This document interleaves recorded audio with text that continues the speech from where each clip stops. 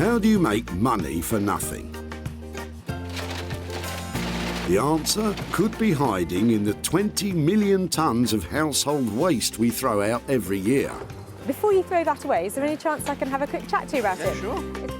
That's why entrepreneur Sarah Moore wants to get her hands on things before they hit the skip. I am a passionate buyer, user and renovator of second-hand stuff, and I've turned that passion into a money-making business. I turn old into new and I sell it for a profit. Sarah's ready to sift through as many boots and bin bags as she needs to. That is the most fabulous thing I've seen here. This is so exciting. In her search for tip treasure. I love rifling through the rubbish. And with some of the country's elite designers and makers, Hello, hello. What have you got today? I want to do what's right for this piece of rubbish. she can transform her finds into desirable, Look at that. beautiful, Speechless. valuable, You're joking. and hopefully saleable items. You always talk my kind of money, Jay. I love doing deals with you. If Sarah is successful, then she can hand the profits back to the very people who had no idea there was cash to be made from their trash. Wow!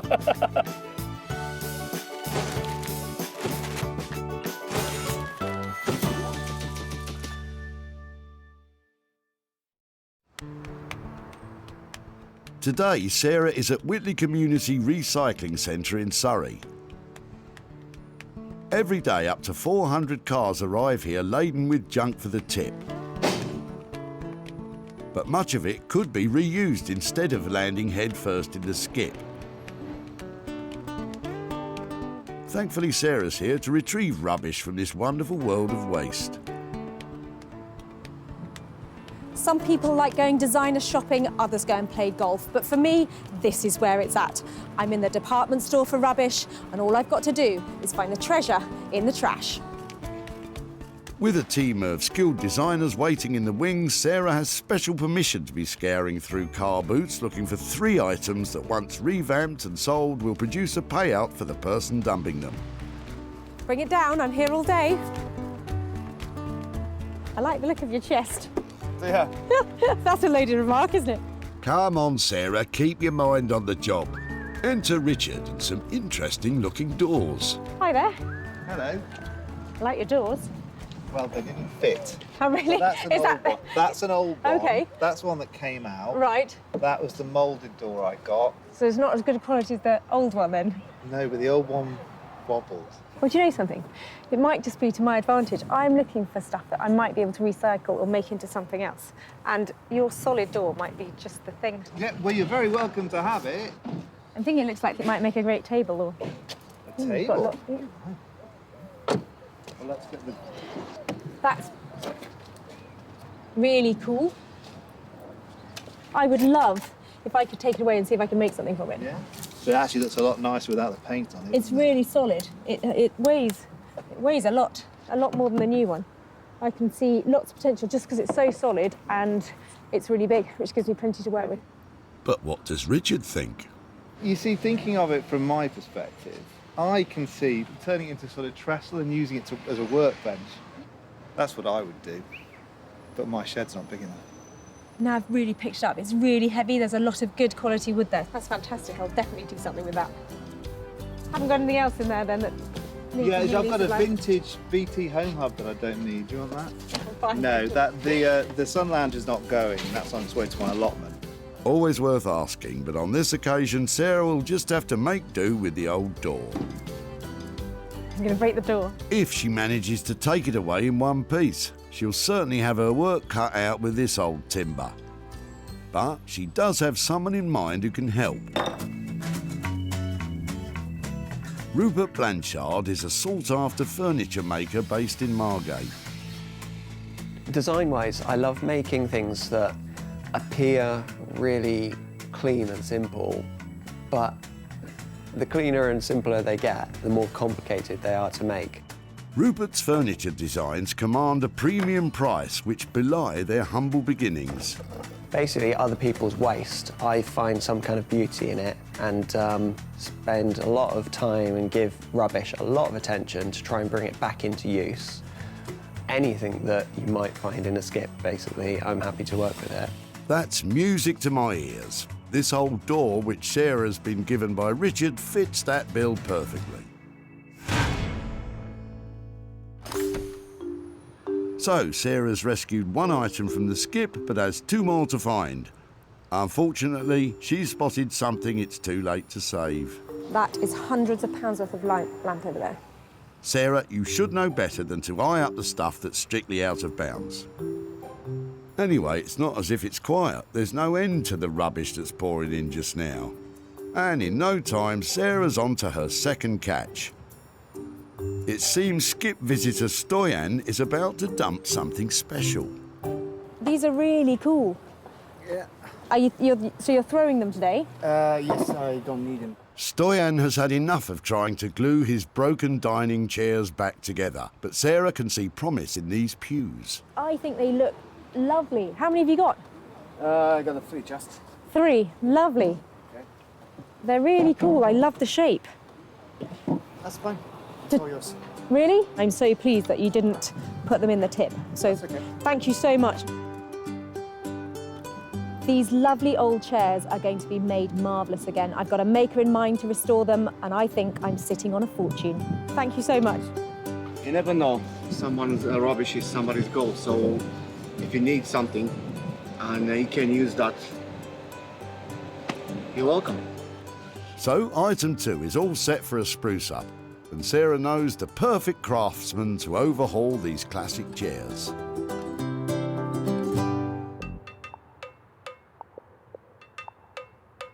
Jay Blades is a builder turned philosophy graduate turned furniture restorer. Jay has his finger on the pulse of modern design interiors, reworking the very best of British craftsmanship and bringing it into the 21st century. I've always had a passion for the kind of heritage that the British designers have produced over the years. Traditionalists would love to keep it as it is, but to be reintroduced into the market, I like to just add a bit of colour and add something a bit quirky. I really enjoy adding my bit and not necessarily worried about other people's reactions. It's more about, do I like it? If I like it, then it's good. The 3 rickety stick-back chairs are a perfect project for Jay. But after all Stoyan's repairs, will he be able to stick them back together again? Sarah's successfully secured 2 items for Rupert and Jay's talents, but now she needs to search for a 3rd piece of jettisoned junk she can renovate herself. Anything you fancy in there? But the pickings are looking slim. What's in the box? Shiver me timbers, some treasure on the horizon, or at least somewhere to store it. So what is it about the domed captain's trunk in the back of the car there that I find so exciting? I just don't know if it's being dropped off or if somebody's keeping it. But here's the guy coming now. The chest looks very old, and it could be a great opportunity for Sarah to make some real profit for its owner, Richard. Sorry to bother you, I was just wondering, is that something you're dropping off today? Yep. That looks amazing. Have you just had enough of it? What, is there a story behind it? There is actually. It's my wife's grandmother's. Right. So there's a bit of a story actually. Yes. Well, yeah, I don't know what she used to do with him. And she didn't go abroad, or did she always live in this country? Do you know anything like that, or? She went travelling when she was about 85, 90. So Oh, that's really? all. Yeah. So it's probably. I bet she didn't use one of these. I don't think did she was she? that then. No. Okay. She was quite. Unfortunately, I never met her, but she was apparently She sounds very. quite spirited. Yes. Does it open? Does it still? I think so. Just one of the hinges is broken, but yeah. I think that is absolutely beautiful. And I totally understand why you might have finished with it, but is it something that maybe I could take away and try and restore or do something with? Yeah. Yeah? You wouldn't mind? Rather than let's throw it away. Although it's not a treasure chest, Sarah can see some good money in it for Richard and his family by saving it from the crusher. I really honestly don't know how much it would be worth. I've never seen anything like that, so no idea. This is stunning. It's absolutely beautiful. It's in real original condition. and it would fit into a smart country house anywhere around here. Sarah's search for the 3 items is complete. Rupert will knock the old white door into shape. The 3 chairs are going to furniture designer Jay, and the empty chest will be treasured and given a new life by Sarah. I love the things that I've saved today, but the real question is, can I actually make any money out of them?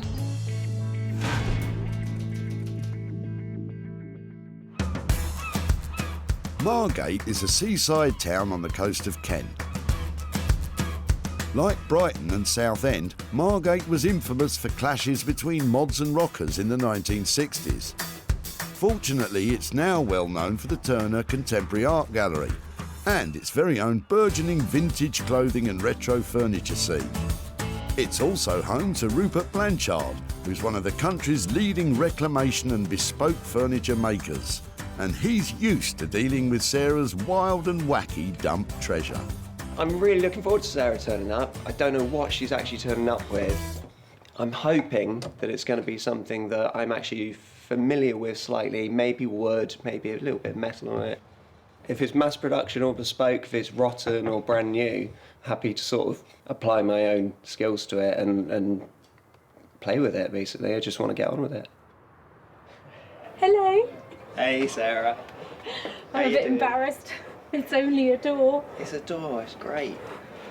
Door's good. Let's bring it in then. Fab. Here, you take that end. One objective down then. Recognise that straight away. Is a door great? They are great if you've got a gaping wide opening at the front of your house. It's quite heavy.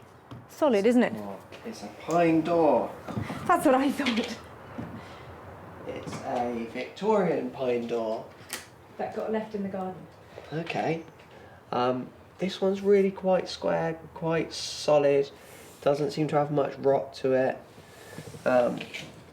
Nice little metal keyhole cover. We could incorporate that into something. I don't know why, but I'm thinking about a dressing table for some reason. So, dressing table. What do you thinking? Mirror in the top, or is what are you thinking? Well, it's always been straight all of its life. I'd like to make it a little bit more curvy. That might mean a lot of cutting, a lot of making it. It was always stood up straight. Maybe giving it a nice slinky little bend round. So it's perhaps a lower table, turns round, goes up slightly, so you can sit against it and have it either a tiny little work table or a dressing table. A slinky dresser, for somebody who's a slinky dresser perhaps. But how much is this transformation likely to cost? I'd like to get this done in a day. I would like this done and keep this one simple, keep it clean, but keep it quite abstract and sculptural. And so, yeah, in total, no more than 2 days. That's fine. I think if we signed it off like that we're up to kind of 400 quid on it. If there's a bit less than that, that's great. That might mean something more for the guy who dropped it off. So if we keep it to that kind of ballpark, I'm happy with that. Yeah, I don't see any problems with this. It's going to be quite a sculptural challenge, quite a interesting thing. I think it won't be to everyone's taste, this one, but I think we're going to do something new that people haven't seen before with this one. So from distressed door to pop art dressing table, that boy is a genius. With costs of up to £400 to transform this old door into a slinky pop art mirrored dressing table, the pressure will really be on Sarah to sell it for a premium price if she's to return a profit.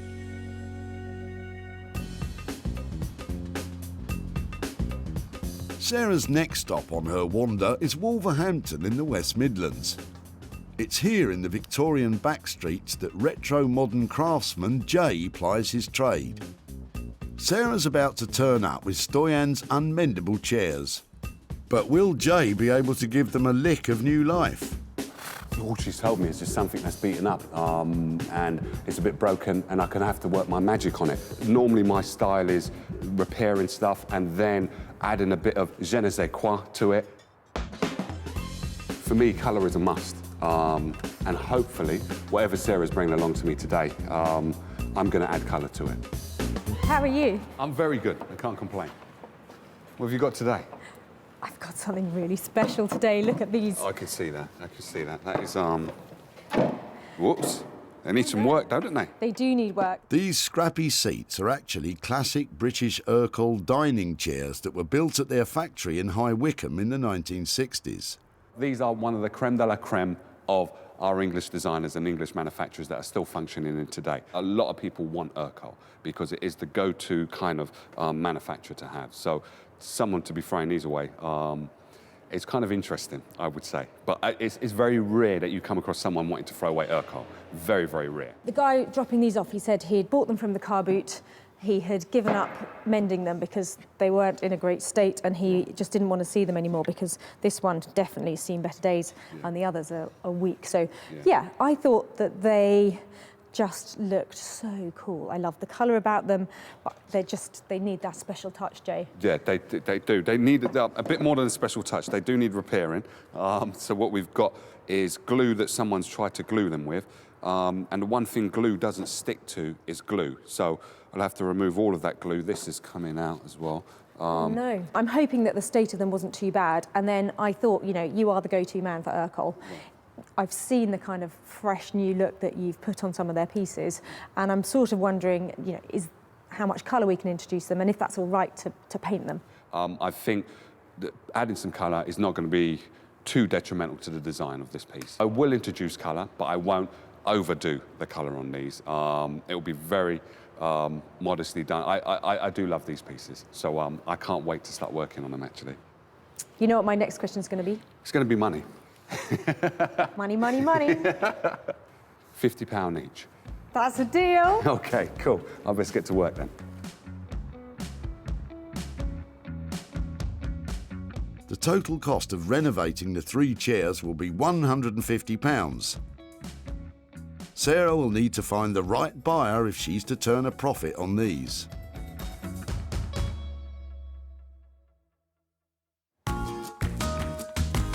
So, with 2 items dropped off and hopefully on their way to be saved and sold, it's Sarah's turn to get stuck in back at the Reclamation HQ in Sussex.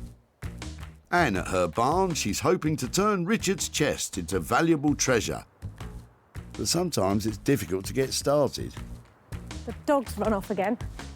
Bramble, here! Bramble, here! Come on, here! Right, I'm just going to go and put it in the house. Come with me. Come on. Come on, let's go. Come on. But preparation is everything. The dog is under no control. It just does whatever it likes. It's a nightmare. Bramble may be a nightmare, but the chest Sarah's saved might be what dreams are made of. Actually, I hadn't remembered how it was on the inside. It is a lot better than I remembered, so that's quite cool. I probably won't even have to line it. It's in good nick. Ah, treasure. It's got a bicycle clip in it. Look at that. That means it's at least 50 years old, because nobody uses those anymore. More like 150 years old. And a sweet. Nice.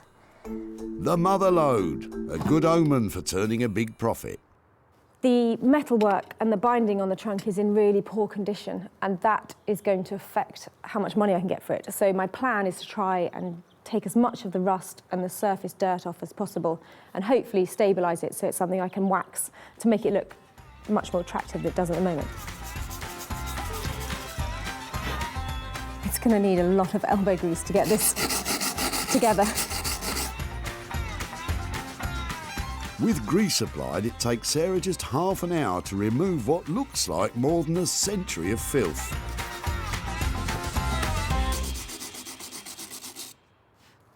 That's great. It's missing its clasp here, look. Should have one of those on this side, but that's missing. It seems this trunk also comes with a lot of baggage. Quite recently, somebody's put a couple of screws in here just to hold the hinge on. So I need to find out how big they are and go and get some better ones, hopefully with some sort of rounded top to them. Looks like they were hammered in before, so I'm not going to be able to do that again. All of the polishing is beginning to pay off, and Sarah's starting to get a hunch that this chest could be quite valuable. What I might do is just take a picture of it and pop it on social media. I'd like to know how old it is, if anybody's seen one like it, particularly if anybody's sold one before and knows how much it might be worth.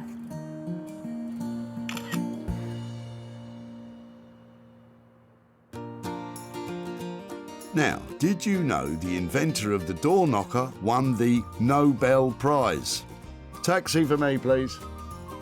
Talking of doors... Sarah brought me this old door, which she saved, and I want to make a kind of console table / dressing table. I could find that it just collapses, it falls apart when I cut through it, especially because there are cracks running through the panels, but I won't really know until I do start cutting it up. It's a bit worrying that the success of this project could all hinge on a few cracks. I want to make sure that I'm cutting the shelf to the right level, and this thing doesn't exist yet. I don't know what level it needs to be. I'm not copying another piece of furniture, so there is no standard to go by. There's no rule book, so I can't really go wrong. Confident, that's what we like to hear. It's quite hard for me to cut this door. It's quite upsetting, but it is a knackered door that was on its way to landfill, so I'm gonna give it a new lease of life. Upsetting it may be, but just think how satisfying it may be bringing that door back from death's door. The cuts that I'm making through this door, they're not going to be straight through, they're going to be at 45 degrees, so I can join it to the next section door seamlessly as one flowing line. I don't want ugly joints just flat against each other. I want to make this nice, smooth, flowing line. Hopefully, I've sliced straight through at 45 degrees and it won't fall apart, but we shall see. No, not quite. Well, the good news is it's not fallen apart. Oh, not quite through. By cutting this door in half, Rupert's turning this into a do. That's half a door. I have made 1, 2, 3, 4, 5, 6 cuts to this door. Hopefully 6 cuts is all we're going to need. So this little centre section can disappear, and that means that I should be able to fold the door together now. But you kind of get the idea of what I'm trying to achieve, to make it appear as if the door has actually folded up on itself. Don't you just love it when a plan comes together? I'm still experimenting at this stage. I'm just trying to work out the piece of furniture that, at the moment, it only exists in my head. Yeah, it won't just levitate. Nobody said anything about levitation. Once mastered, that's bound to raise the value.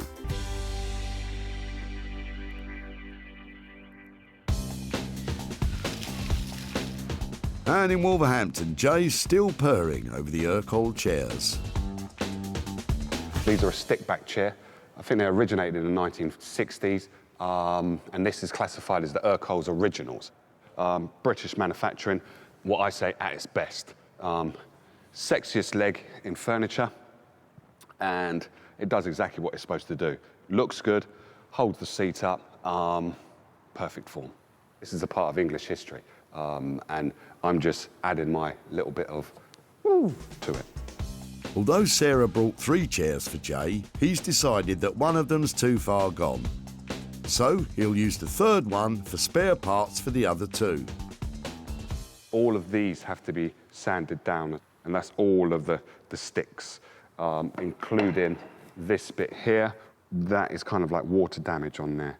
So it will be interesting to see if that has gone through and I can't clean it off. What I might then have to do is just paint this. So the design, what I've got in my mind, is determined by what the chair unravels to me. And unravelling before our very eyes is Jay's plan for the colours. So you imagine a light chair, like that colour, with black, and then with a hint of that, and those work. So I'm quite happy with that, actually. All it means is that I've just got to do loads of sanding. Sanding down ingrained stains is one of the biggest jobs of any furniture restoration. And it will reveal to Jay just how much of the wood he'll have to paint over. The wet white actually gives a true indication of what the wood would look like once it's finished. And then it will show kind of all of the imperfections that are there. So it's almost like getting a dry run of how it's going to look. And although most of the wood is fine, a small number of ingrained stains means this part of the chair will need to be painted. Now this is going to look the bee's knees. I could see a really vibrant mint green. I might just do one leg at the back, but everything else black and just that one leg. And then these I'm probably going to have to paint. This might be black as well. So it would just, it's going to look amazing.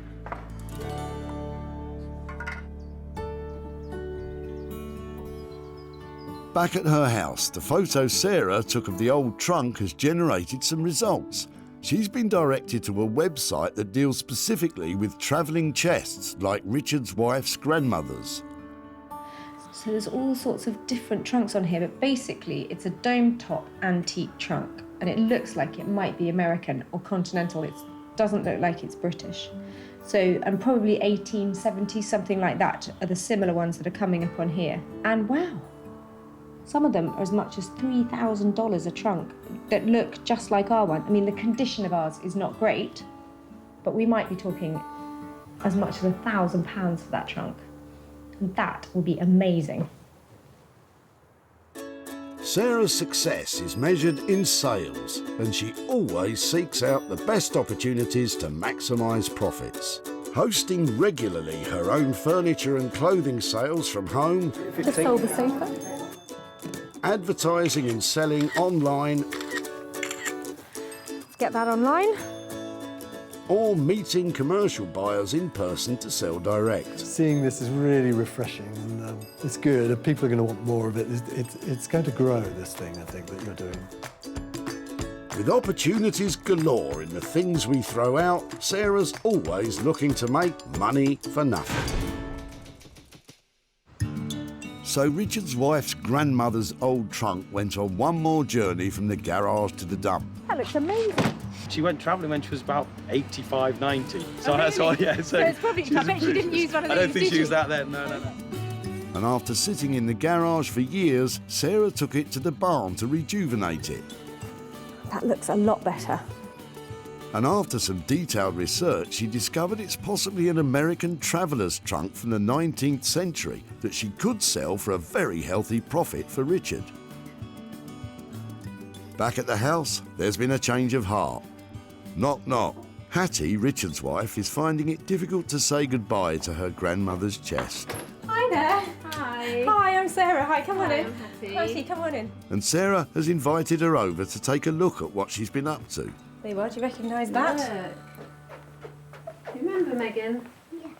The chest now looks fit to store treasure, and Sarah's able to give Hattie a bit of history on it. I think it was probably something around 1850, 1875, something like that, so quite old. And some people are suggesting that it's an American trunk, so I don't know if there was any connection with where it came from with that kind of travel, but probably not English.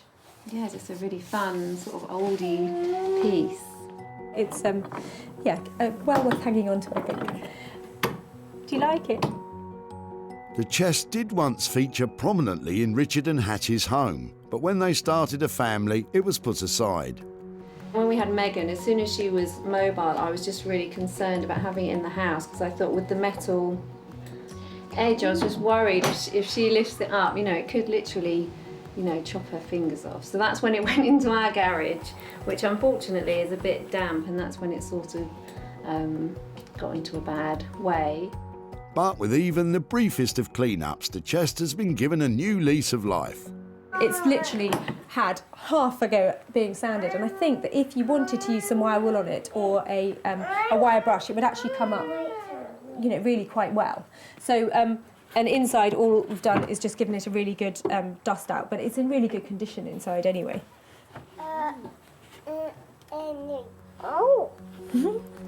Can you see? Sarah can see that Hattie never really wanted to lose this precious item and wants her to have it back.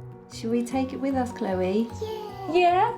That would be great, thank you. I think it's quite heavy, isn't it? It's got wheels on the bottom, which is a really good feature if you really want to move it around. Hattie and Richard almost got rid of the chest at the dump, but thankfully this family heirloom is going back home, and for safety's sake it won't be used as a toy box. There you go. Well, that's fantastic. Do you think that'll fit? Brilliant. I am so pleased it's going back home. Sweet. Really. Oh, that is really sweet of you. Thank you so much. Safe trip home, and I'm glad it's going home. Thanks very much. It's a pleasure. Isn't that sweet? That's so nice that it's actually gone home. A very sweet ending. From one sweet ending to another, Sarah's back in Margate, where Rupert is adding the finishing touches to the pop art dressing table made from an old pine door. Every time I come down and see Rupert, I get such a surprise. I don't know how that genius mind works, but everything he turns out is just really special. So today, it's a console dressing table made out of a door. Who knows what that's going to look like? When Sarah saved it from the dump, it was a simple pine door which had seen better days. Rupert's given it an imaginative uplift and a new purpose in life as a quirky console table. It looks like it's having a good old knees up and will add bags of character to someone's hallway. Rupert, hi. Hey, Sarah. Come How in. are you doing? Good, good. Back again, I see, for another weird contraption. Oh, Rupert, it's fantastic. Yeah, it's an odd one, this one. I was really worried about you turning up because I think you'd either hate it or kind of love it. Essentially, I've tried to make a hallway console table, somewhere just to put your keys, put your gloves on the side. So I've actually added a new piece of architrave around it. When I say new, I pulled that out of a skip. It matches the period of the door. I had that mirror kicking around in the warehouse. It's of the same period as the door. I love the fact if it goes on a wall, it's going to add so much detail, and it's just so simple, and that is why it's brilliant. Yeah, I really wanted to keep it simple. I'm really always interested in the history of pieces, and to me, flaking paint and different colours really tells the story of this previous home. So I think that we said the budget on this was £200 to £400. How did we get on with that? I haven't spent so much time on it, and luckily I haven't had to spend much money on it. I'd be happy to let you have this for around the 200 mark. That'd be no problem. With £200 worth of budget, I should be able to make a profit on it. So thank you. I think it's gorgeous, and there's a wall in my house that definitely needs one of these. So, with Sarah made up with the makeup checking mirrored console table, all she has to do now is find a new home for it. Wow, the beauty in that design is all about its simplicity. It's such a clever idea, and it's so functional. It's a door, now it's a console for a hall. It's brilliant, and I'm hoping that that should make it pretty easy to sell. Who would have thought back in the dump in Whitley that Richard's ill-fitting door would gain a new lease of life as a console table? I can see turning it into sort of trestle and using it as a workbench. That's what I would do, but my shed's not big enough. Shame the shed wasn't as big as Richard's ideas. But the good news is that allowed Rupert the opportunity to customise and crease that old timber, turning it into a cool console table. Sarah has yet to find the right home for this unconventional creation. Sarah's come to Surrey to show Richard how his old pine door has been reinvented. Hi there. No, you're not. Oh, hello. Hi there again. How are you? Hi, nice to see you. Hello. Who's this? This is James and Jessica. Hello, guys. How are you? Good. Have you come to see what happened to your old door? Yes. Come on out. I'll show you. To know how a door can become anything other than a door. James can't really imagine it. Really? Have you thought about what we might have done with it? Yeah, just an old TV. An old TV? Yeah, one of those wooden ones. That's a really good idea. I wish I had thought of that. Do you want to see what we did with it? Yeah, absolutely. Okay, so it looks a bit different. This is something that is probably not everybody's cup of tea, but your door went on holiday, it went all the way to Margate to this amazing designer who's called Rupert Blanchard. And he has made your door into, it's a console table. That is... I mean, but you can still see what it is, can't you? And then when it's in a sort of more household position, I think it looks quite smart. So it's not everybody's cup of tea because it looks a bit scruffy, but I think it's really original. I really like it. What do you think, Jess? It looks a bit different to how I expected. I think it'd go really well in our house. Do you think it would? You do admit that much, don't you? Can we maybe have it soon? Well, it's funny you say that. Normally I come here and I say to people, this is what I've done with your old door and I've sold it and I'm here to give you money, but your door hasn't sold yet. So I can either give you the door or I can hang on to it and try and sell it for you. I'm pretty sure that we're going to be wanting to take that off your hands in the few minutes that I've thought about it. I really, really like it. But yes, so please send us all the For my room! Yeah, it could be for your room, could be for your room, maybe for the man cave. Really nice to see you again. Thank you ever so much. And yeah, I'll be in touch very shortly. Take care, bye-bye. Sarah never sold the piece, but Richard decided he wanted it for his home. Sarah may be £200 out of pocket, but at least it was a happy reunion for the old door and its original family.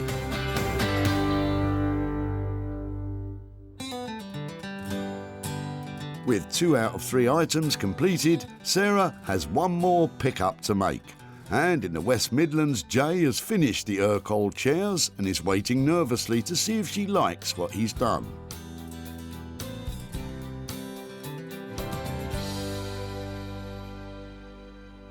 Well, Sarah knows I love Urkel, so her bringing me these, hopefully she'll be pleased with what I've produced. I would have these in my house all day, every day.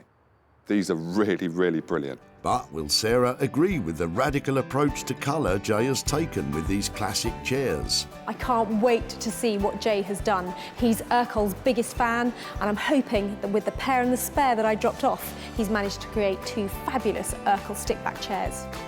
When Sarah brought 3 chairs to Jay, they were on their last legs. And now, 50 years after they were made, they're cutting-edge Urkel chairs once again. What have you been up to? You're just a genius. Look at that. Just the one leg. Just the one leg. How quirky is that? All they needed was a decent amount of glue, taking the glue that was out of it, and then putting them back together, and they are ready to go for another 60, 70 years, I believe. Perfect. Made my day. Absolutely perfect. I think you've kept that purity, that Urkel finish and that look, and just enhanced it. Oh, just world class, brilliant. Yeah. Couldn't be more pleased. Flattery will get you everywhere. Flattery will get you everywhere. Oh, good. I think we set the budget at 100 quid for the pair. Did we come in on budget? We came in on budget. We came in on budget. Luckily, Sarah can already see how these ultra-modernised, chic Urkel chairs will sell themselves. They were tired and they were going to a skip, and look what you've done. Yeah.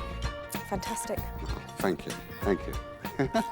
I'm glad you're pleased. I'm glad you're pleased. I think you can tell. I really do like them. I knew they were coming home to the right person, and I'm sorry to say I'm going to take them away. Yeah, you will. You will take them away. Yes, they needed a little bit of glue in, TLC, but the beauty with Urkel furniture is that it will last the test of time. It will outlive me, most probably, and it will be a case of if we can just add a little bit to it to make it just look like, ooh, or draw people's attention, that's what I'm all about. At the dump, these battered but beautiful Urkel chairs were about to be discarded forever. They're really cool. I love the shape. Sarah thought she could make a profit from them, and Stoyan was very happy to let her try. If you need something and you can use that, you're welcome. And with a touch of J-Blade's design wizardry, they became cool retro chairs with a bright future ahead. Oh, just world class. Brilliant. Couldn't be more pleased. Sarah showed them to Martin of the old cinema, and he snapped up the funky chairs for his retro London store. got a nice sort of fun 50s, 60s look about it, and it's just really done well. I like it. Now, Sarah's in Surrey to show Stoyan what became of the chairs and hand over any profit from the sale.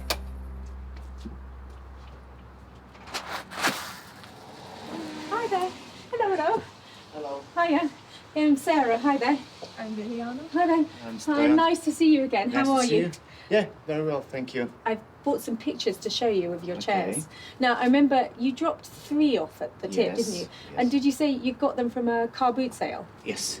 And they had been stuck together lots of times. Was that you who'd been Yeah, mending them? we used that nearly 9 years. Oh, really? Yeah. They were a bit wobbly and they were quite old. Yeah. They were unstable and we had no use for them in the room. We just didn't have space for them. Okay, so your chairs, would you like to see what happened to them? Yeah, please.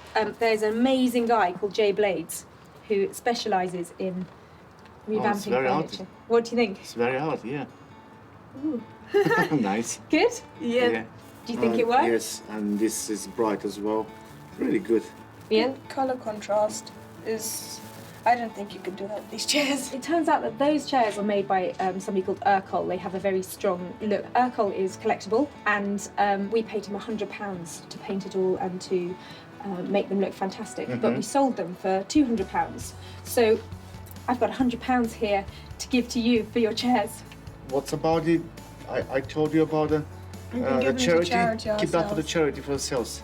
Really? Yes, please. What I'd like to do is, if I give it to you, then you can choose which charity that you give it to. Macmillan's, we at school we did some work for Macmillan's, so I could. That would be great if you're happy with that, and if I can send you pictures or anything if you want to show anybody at school how the money came or what we did with your chairs. That's fantastic. Okay. So Thank you.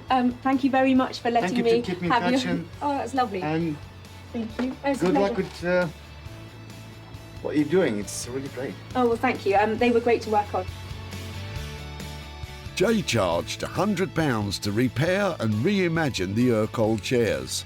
Sarah sold them for £200, making a nifty profit of £100 for Stoyan and his daughter Viljana. It's been really emotional to see Sarah and what she's done with these chairs. I mean, for me, it was just the chairs which done the job for me. But now they look really, really good, and I'm impressed what they've done. Sarah rescued 3 unwanted items from the tip. The treasure chest that steered its way back home.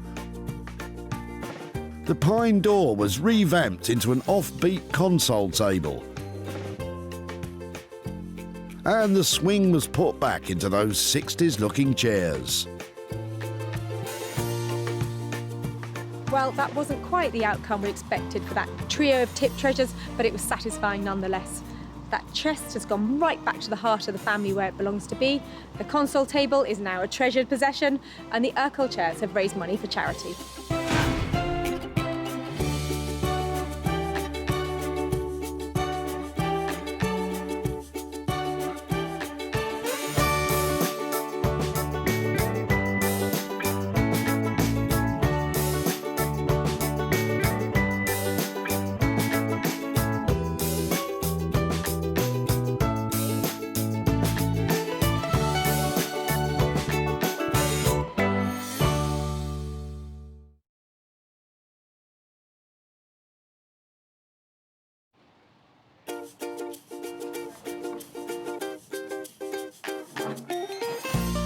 How do you make money for nothing?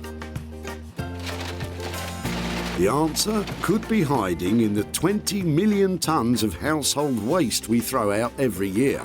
Before you throw that away, is there any chance I can have a quick chat to you about it? Sure. That's why entrepreneur Sarah Moore wants to get her hands on things before they hit the skid.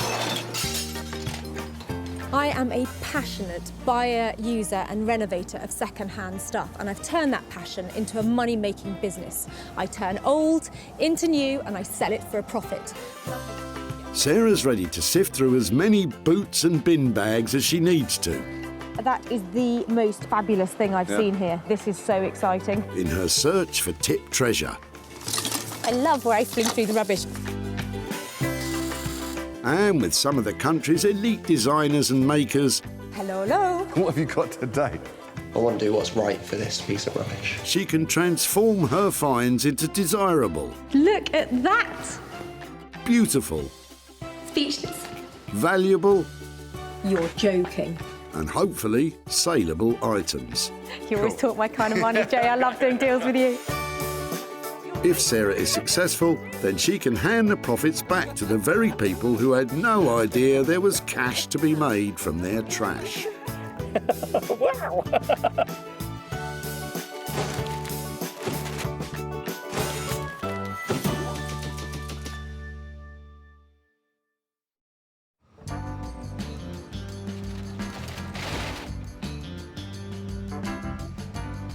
Sarah's travelled to the Bredbury Recycling Centre in Stockport, where they can have over 200 cars through the gates every day. So can you hear them? Can you hear them all calling out to me? They're saying, Sarah, save me. Don't put me in the skip. Make me into something beautiful. And that's just what I want to do. And in the process, I'm hoping to make lots of money too. Sarah talked very nicely to the kind people who run the dump and has secured special permission to ambush people today. Oh, look, there's a nice big car coming in. Maybe they've got lots of things in their boot. Sarah's on the lookout for 3 items she can breathe new life into and sell for a profit. No need for one of those in your life, then? No. No breaking and entering? Well, I've got other tools for that. Stop bothering the nice cat burglar, Sarah, and get on with your search. Well, it's not long before Sarah has her eye on Chris's leather sofa, but only if it's the genuine article. Is it, this is a rude question, is it leather? Yeah, I think Really? so. Yeah, well, I can remember. Have you had it long? What's the... It's about 10 years of age, that. Probably 12 now, no, about Okay. 12 years of age. I used to have 2 Dalmatians, so parts of it's marked Okay, that doesn't for the matter. dogs wise. We've got a new one, and so this one's just literally been dumped in the cabin. Yeah. You want to rip it? If I can get this leather off here, I can make handbags, maybe bodices. The fact that it's worn actually adds to its appeal. Well, hopefully we'll give it another life. I don't really know what that will be yet, but it's lovely material, particularly this bit, probably the most worn bit. It's so soft. Yeah, it's more bums have been on that one. I beg your pardon. More bums. What a cheek. But will Sarah be able to salvage enough leather that's not too bum-battered? Considering that, you know, the city is about 10, 12 years of age, and it's been well worn by several people's bottoms and several dogs. So yeah, I think she'll struggle to do anything with it, really. I couldn't be more pleased with this footstool and chair. It's covered in the most fantastic leather and like meters of it. So I've got a marvellous maker lined up who's going to transform this into something that you just won't believe. And at the end of the day, I think we're going to make some money out of it as well. Having comfortably bagged her first item, Sarah now has to turn sat on into saleable. And she has just the person in mind to do it. Chinello Bally has been turning heads since reaching the final of the Great British Sewing Bee. Her hand-cut couture pieces have caught the attention of the fashion world, and now she has a long list of celebrity clients. I've always loved fashion. I think it comes from background, actually, because my mum is very, very stylish. The women in my family are very stylish. I've always been surrounded by very unique items of clothing.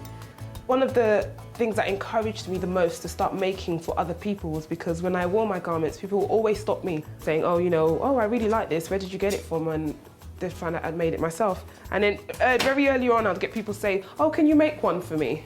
And I really do look for the beauty in anything. Chinello may look for the beauty in everything, but she may struggle to find it in the load of old leather Sarah's dropping off.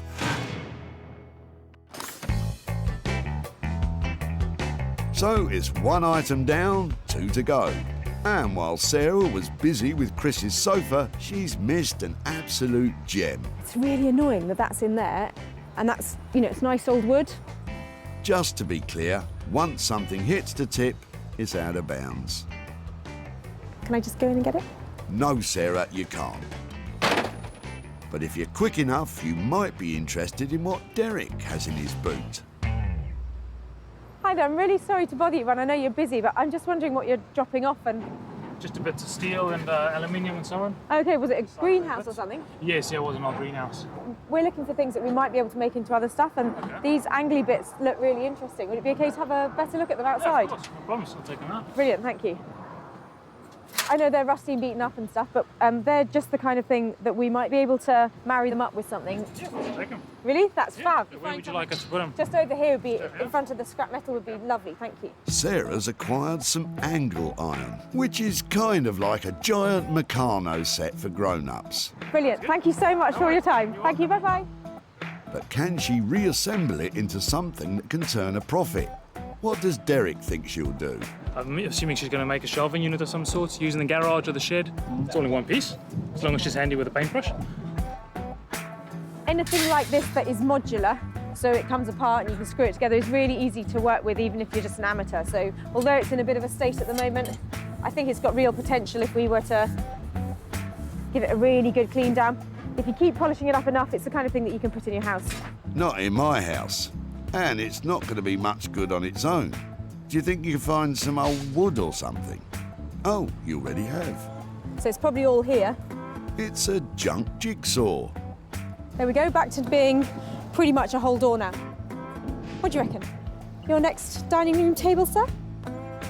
Well, I don't fancy eating my dinner off it. And if she plans to stick it together with the angle iron and make something out of it, she's going to need some help.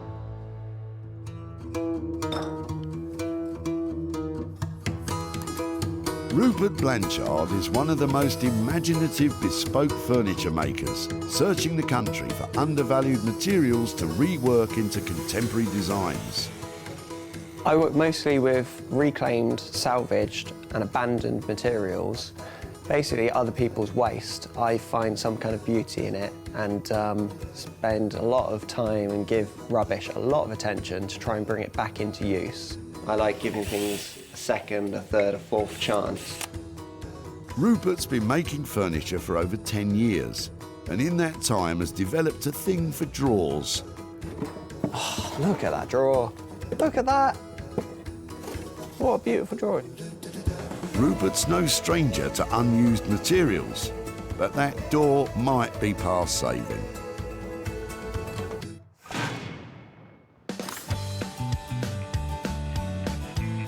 With 2 items found for Sarah's marvellous makers, It'd be right to just have a quick rifle through and... Of course you can. Lovely. the hunt is on for something that will be Sarah's own money-making mission. They're really cute. There are 200 cars an hour coming through here. I have got to be able to find something. And Peter and Michael's trailer of trash may contain just what she's been looking for. What brings it here today? Well, your in-laws are moving out, aren't they? So we're just bringing it. So this is our rubbish, what we're just throwing in everything. So where's it been? In the shed or in the Yeah, garage? it's just Or been in the shed. I don't know what that is. That's quite cool. Oh, Rizzlers. So you're not tempted to drink the very special anniversary ale from 1984? No? No, I can see that might have limited appeal. I'm more of a Foster's man. Really? Great. So far, fags and booze. Get a move on, Sarah. Ooh, look. So is it just me, or does that? There's something cool about that, isn't there? It's just you, Sarah. Maybe. I wonder if you could use those in lighting or something, because they're just the fact there's so many different colours in there. I feel really bad about putting those into the tip. I'm not quite sure why, but they've got a certain appeal. Yes, to golfers. Oh, wow. Wait, what's this? Peter's got another bit of treasure for you, Sarah. But how could it possibly beat those golf tees? Do you know what it is? I ain't got a clue. I think that it's, see how it's got an angle like that on it? It's a writing slope. So when people wrote letters, it went like that. So it was like a mini desk when they were, and so there you've got the bit where your pen went. Oh, look, isn't that clever the way it opens up? And down here, and the key that goes with it. Would it be something that we might be able to have a look at? Yeah, no problem. Really? Yeah. Brilliant. Thank you ever so much. Thank you. Now that's more like it. I'm sure you can make a few bob selling it as it is. So everybody used to have things like this, because everybody wrote letters, so we just don't do it anymore. Here, it's very faint lines. This would have been beautiful gold inlay, you know, onto the velvet, so that would have been pretty. So that's a joyful little piece of history there. This type of writing slope or lap desk first appeared in the 18th century and became a stylish accessory for the travelling gentleman. Today, the market for these is buoyant, and Sarah could well raise some surprise cash for Michael and Peter. I love this box. It's really sweet and it's the oldest thing that we found today. It's got some lovely details on it and I'm hoping that it's going to be really quite valuable. And that means that all of the money we get from selling it can go to that great guy who dropped it off earlier. So that has got to be a good thing, hasn't it? And with that, today's list is complete. Chinello will lavish love on Chris's leather. Rupert will tackle Derek's rusty frame and that dissected door. And Sarah, oh no, she's not taking the golf tees as well, is she? Oh well, double the potential profit, I suppose. I have cherry-picked my way through loads of rubbish here today, and I've picked 3 potential things that I think will make heaps of money.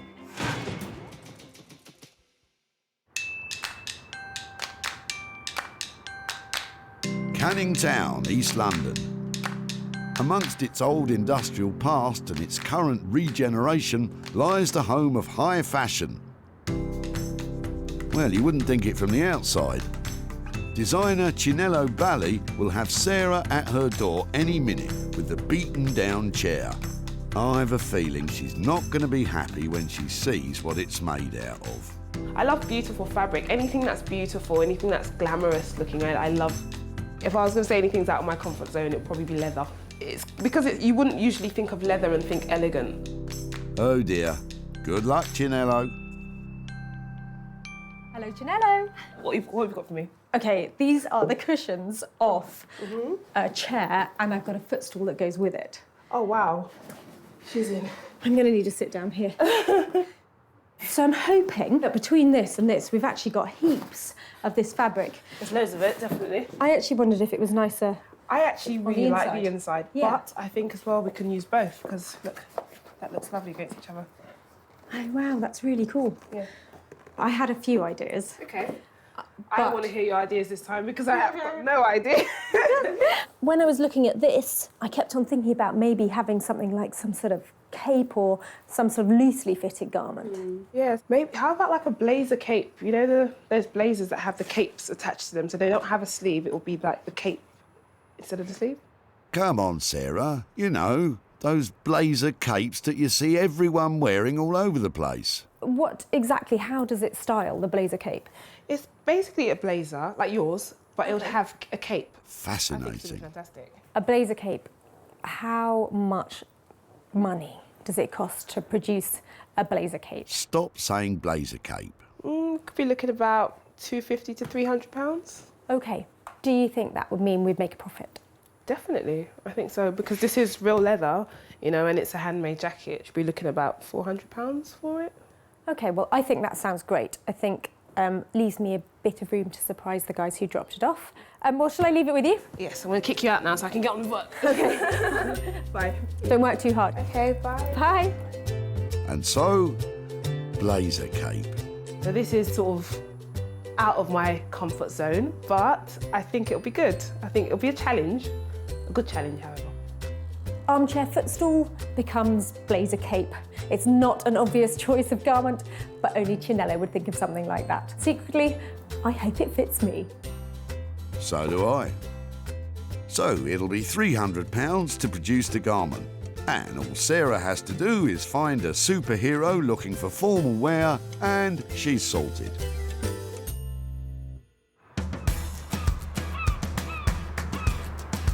Sunny Margate on the southeast coast.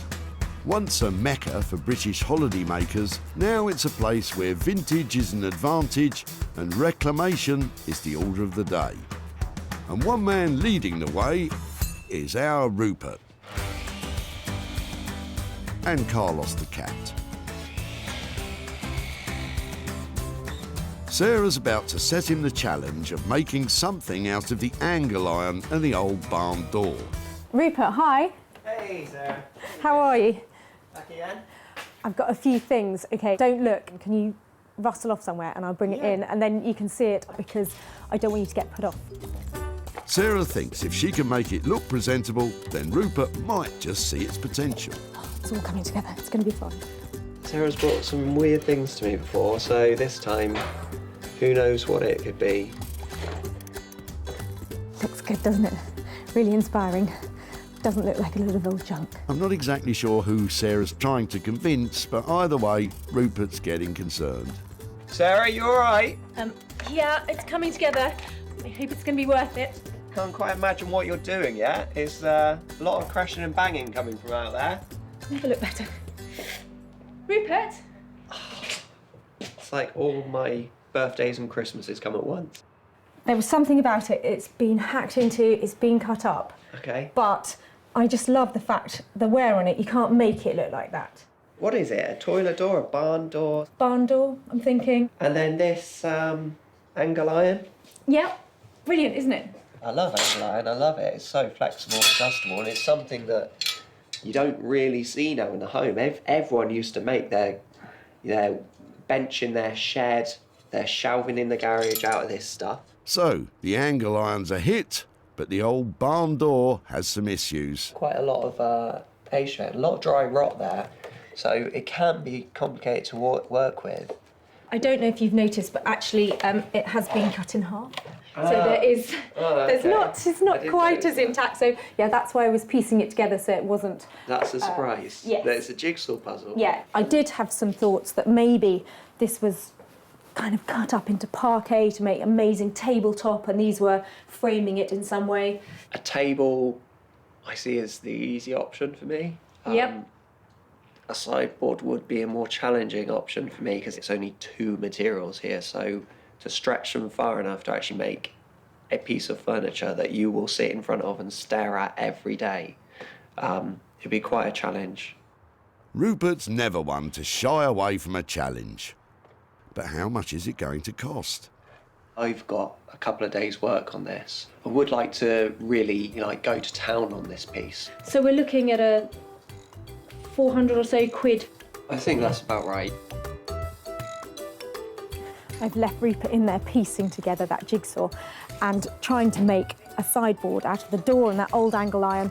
I think he's got his work cut out, but he's so enthusiastic about it. I think there's potential for real profit from this piece. To make a sideboard out of all that rubbish will cost you around £400. So, Sarah will be aiming high in the sale of this one. With the worn leather and the deconstructed door being dealt with by the designers, it's time for Sarah to generate some cash of her own. And back at her barn, she's hoping the antique writing slope will do just that. And I was really pleased to save this the other day. I love the fact that we found something that was really old, and it's a charming piece. It's got sweet little things like its own key still with it. So to think that it was going to be thrown away, I'm really pleased that I rescued it. It's not in great condition, and that makes me worry about how much it's actually going to be worth. There's big chips off the veneer all around here, and I think it's had some restoration on it. In here, in the hinges, you can see how they've been nailed back in rather than screwed, and they're not the original ones.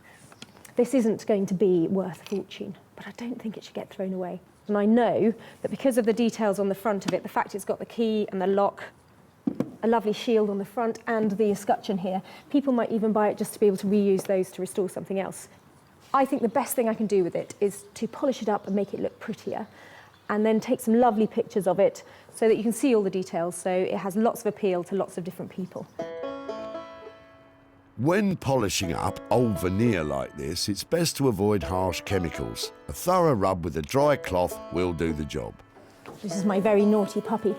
Come here. It never does what it's told, do you? And the mere mention of a rub has brought Bramble in. I think it's looking better. I'm not an expert on wood. I'm just wondering if that's a mahogany veneer or maybe walnut. Oh wow, that looks really good on there. Sarah's planning to sell the piece online to the highest bidder. I'm going to take photographs from every angle of it and the detail and the damage that it's got, so that whoever buys it has got the whole picture. Well, maybe, looking at the state of it, less is more. Come here. A quick look online to compare prices and things are looking promising. So this one's similar and it's £44.50, but I'd say that's got a slightly Art Deco-y, sort of 40s-y maybe feel to it. So I think that one is newer than our one. Victorian writing slope. Right, so there it is. It's listed. Let's hope that it makes £30. Maybe, on a good day, £40. Fingers crossed. All we can do now is wait to see if it makes any money. Let the bidding begin. Sarah hasn't spent a penny on the writing slope, so any money made from it is truly profit.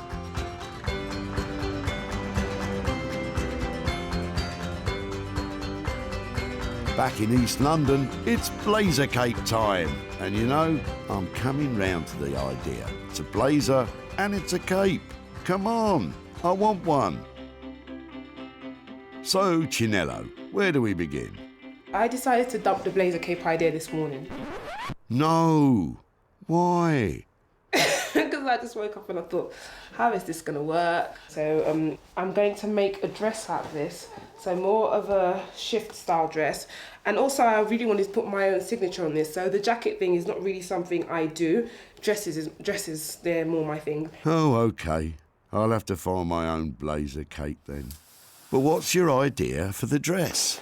Okay, so my initial idea is to have this part here at the bottom, and then this would have made up, you know, the top half of the dress. So the dress is mainly in the leather, and then this would have been sleeve, and that would be a neckline there. Chinello's planning on using wax print fabric for the sleeves, a typical material for clothing in Africa.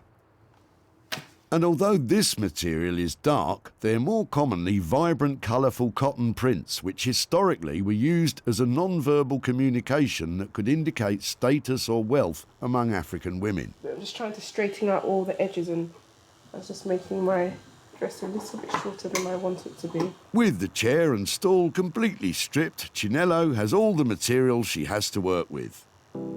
So now it's just a matter of sewing it all together. Still want to use some of the original seams from the sofa, so I'm going to keep some of those in place, and I'm using contrasting thread that matches with the fabric that I've decided to use for the sleeves. I'm going to use that to create some seam details. Chinello is sewing the panels together using robust and hard-wearing thread. Perfect for heavy leather stitching. Can you see that?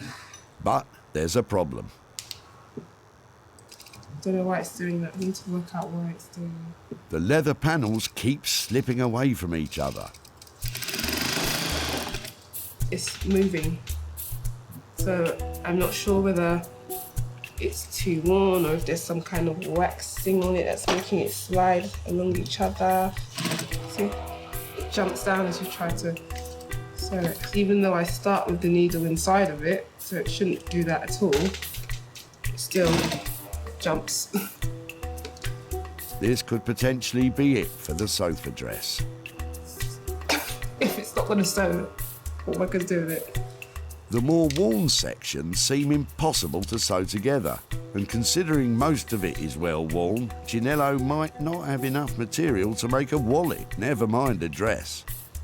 Because it's not like it's not sewing it, it sews it in bits and then it just gathers it up at the bottom, and it was doing the same thing on that machine, so I moved over here. What are we gonna do now? I'm not sure we'll be able to do this one. Is this the end of the road for Chinello's dress? Let's give her a chance to think.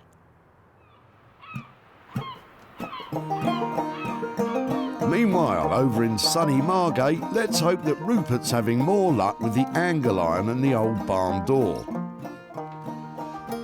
I know that I'm going to make a sideboard out of all of these pieces. And yeah, I don't want this to be a sort of typical shabby chic piece. I want this to be really quite polished. It's just going to be a bit of a labour of love to make it a high quality finish. Rupert's planning on leaving the chip paint effect on the wood as a feature, which doesn't sound like a quality finish to me. But what do I know? Although I know what I'm making, I've got to strip it down and prepare the materials. The nuts and bolts holding it together have fused shut with rust. Just going to cut these off. But Rupert can cut them off with his cut-off tool. That's what it's actually called.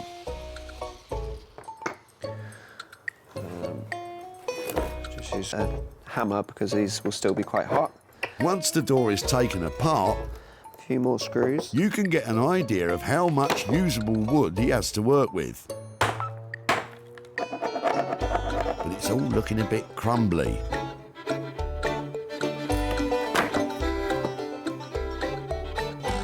And it's not looking good. This is a good representation of the door overall, in that it is just crumbling. It's got a lot of normal rot and a lot of dry rot. Ideally, any carpenter making a cabinet doesn't start with rotten wood. Now on this table is everything that's really usable. I've got it down from what was a pile of rubbish to an organised pile of rubbish. I suppose that's some progress. There's still a good 60% of this door that we can reuse. With just enough wood to construct a sideboard, Rupert gets to work sawing the usable pieces into planks to match his very intricate blueprint on the floor. Next comes the angle iron, which will form the structure of the cabinet. Angle iron became very popular amongst do-it-yourselfers. With its easy-to-assemble design, it was possible for almost anyone to build anything from shelving units to greenhouses. The more I put together, the closer I'm getting to working out what this needs to become. Rupert's on a roll and looks to have this finished in no time. But wait a minute. That's one short and two wide. That's one short. Where are the other pieces of wood? I've miscalculated it. Uh-oh, with such little door to work with, that doesn't sound good. Oh, this is nuts. This is a problem with having a warehouse full of rubbish, that I often lose a piece of wood that I just cut. Good luck finding it in there, Rupert. Maybe Sarah will be happy with half a sideboard.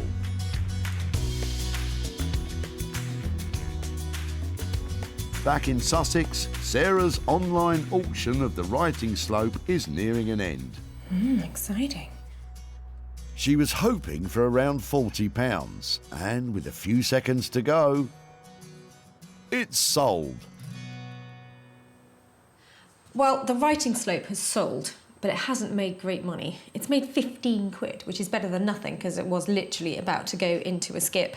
So if that has only made £15, I want to make a bit more money than that to give back to Pete. I think I'm going to have to take up the golf tee challenge. Oh no, I'd forgotten about them. What should we do with them then? Don't ask me.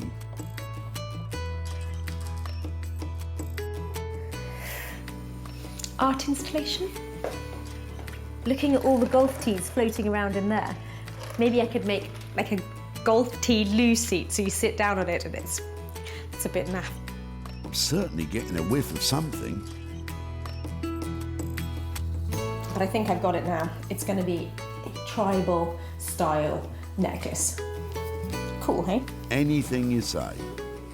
If I wrap this really cool red wire around, and then it might make the golf tees look a bit more attractive, a bit more tribal.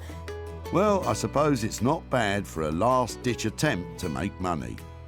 I'm going to make a few of them and hope that I make some money that way. But finding a buyer of tribal jewellery might be tough.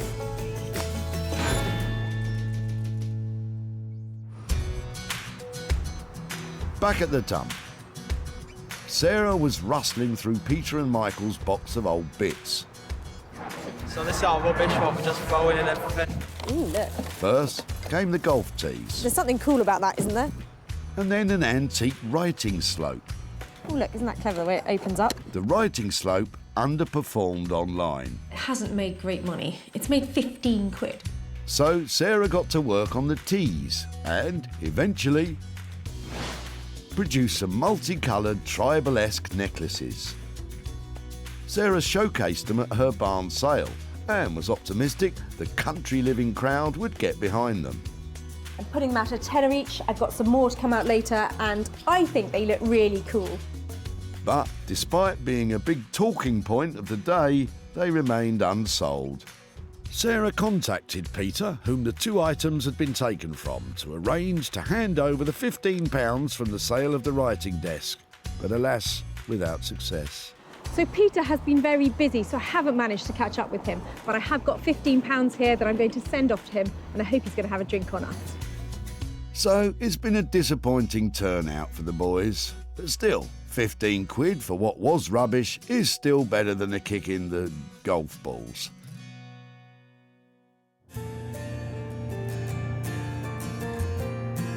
Back in southeast London, when we last saw Chinello, her head was in her hands and the leather was in a heap on the floor. Her sewing machine had met its match, and now Sarah's on her way to see something, I hope. So this is the kind of transformation that really stretches my imagination. I've dropped off a chair and a footstool, and I'm coming to pick up a dress. Well, you're in luck. With the help of a specialist leather sewing foot, don't ask, Chinello has taken the bum-battered sofa and transformed it into an amazing bodice. I'm still a bit disappointed about the blazer cape though. Chinello used a wax print fabric to create the skirt and sleeves, and the beaded detail lines the plunging neckline. Wow, I hope Sarah doesn't want to try it on. Hello. Hello. Ah, that must be it. How are you? I'm fine. How are you? Really well. What were you expecting? I wasn't expecting beading or detail like this.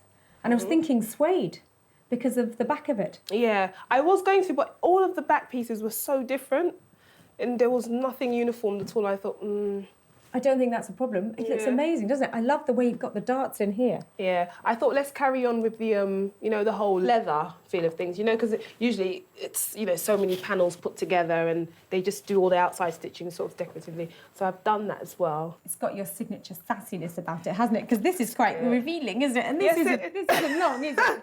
Would you like to try it on? No, I can't try it on. What, seriously? Okay. Yeah, if you'd like to. Go on then, I'm happy to give it a go. Yeah? Yeah. Okay, let's Look take away. it. Sarah, there are kids watching. I think I'll keep this on. Thank goodness. Are you stuck, Sarah? Help her out, Chinello. It actually does look nice on you. Someone please stop her. There you go. Brilliant. That is amazing. Thank you so much. I'll keep in touch and tell you where it goes. All right, thank you. Mwah. Let's know how she goes. I thought that was so cool that Sarah tried the dress on, but I think what she really needs is some high heels and a night out. Yeah.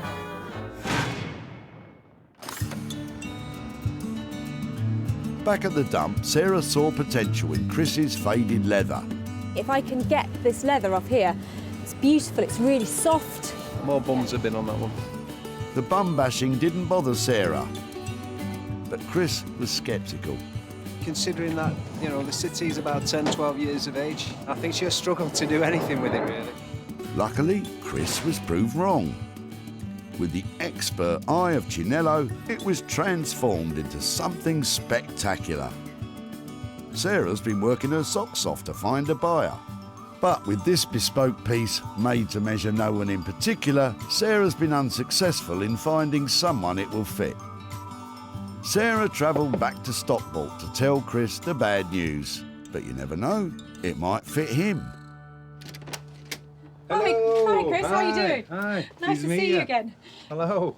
Your sofa has been to the most fabulous dress designer. Okay. She's called Chinello Bally, and she's a freestyle cutter of fabrics. Okay. And this is what has become of your chair and your... Wow, very, very different. Is it different? Extremely different. It's, I'm I sorry, do recognise the leather, but that'll be it. So our brief to her was, you know, do what you like. We had a few different ideas about maybe she'd make it into a cape or a blazer or something like that. But in the end, she's made a really striking dress from it. So what do you think? It's not your size, is it? It's definitely not my cup of tea, as in wearing wise, but I can see that it looks good quality and it's really different. So yeah, it's definitely it's not a settee anymore, isn't it? At this stage, what I'd really like to be saying was I've made your chair into a dress and I've sold your dress and bring you some money, but I haven't had time to sell it yet. So what I would like to do, if it's all right, is hang on to your dress and try and sell it for you at a profit, and then be in touch with some money at a later date. Okay. Chinello's work cost £250 to create the dress, but as yet it has unfortunately failed to sell, which means Chris will have to wait a little bit longer before he receives any profit.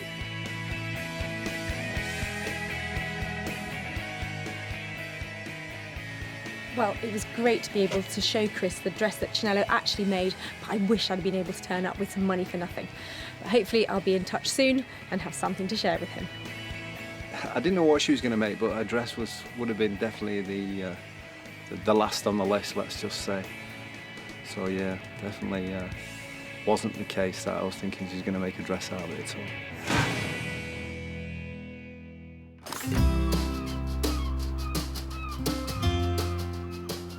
So, with the majority of items remaining unsold so far, Sarah will have high hopes for today's final find, Rupert's sideboard, which he's putting finishing touches to now.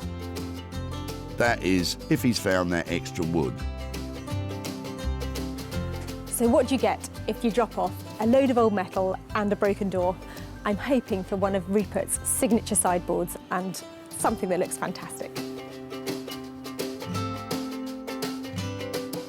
Before, it was a rotten and rusty pile of wood and metal. Now, it's a super sideboard, oozing with charm. Maintaining the flaked paint effect, it is bang on trend amongst folk who like that kind of thing. The body is made up of one cupboard for storage and shelves for feature ornaments or electronic equipment. He even kept the door's original handle.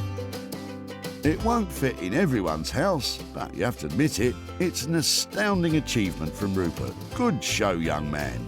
Sarah's gonna love it. Hi, Rupert. Hiya. Hey, Sarah. Welcome back. Lovely to see you. Is that it? That is it. Wow. What have you been up to? Here it is. It's definitely a fun one. It's been quite a bit of work to turn a pile of rotten painted wood and a bit of old scrap metal into something usable, into a new sideboard and cabinet for your home. I did say I was going to retain some of the paintwork. I've retained nearly all of the paintwork, I'm afraid. That was my favourite bit. I absolutely loved all of that distress and that kind of thing. I think it is charming. It's not too big. It's beautiful. I absolutely love it. I tried not to make it too specific to one room. Hopefully it's a multi-use sort of piece of furniture. Can I have a look inside the cupboard? Yeah, please do. Oh, it's green! Fantastic! So, I couldn't tell. Did you like it or not, Sarah? I think it's a hit. And coming in on budget at £400 means there's room for a bit of money to be made. I'm just so pleased you like it. I'll go and get the van then. Yeah, thank you. I have to get over £500 for this little beauty.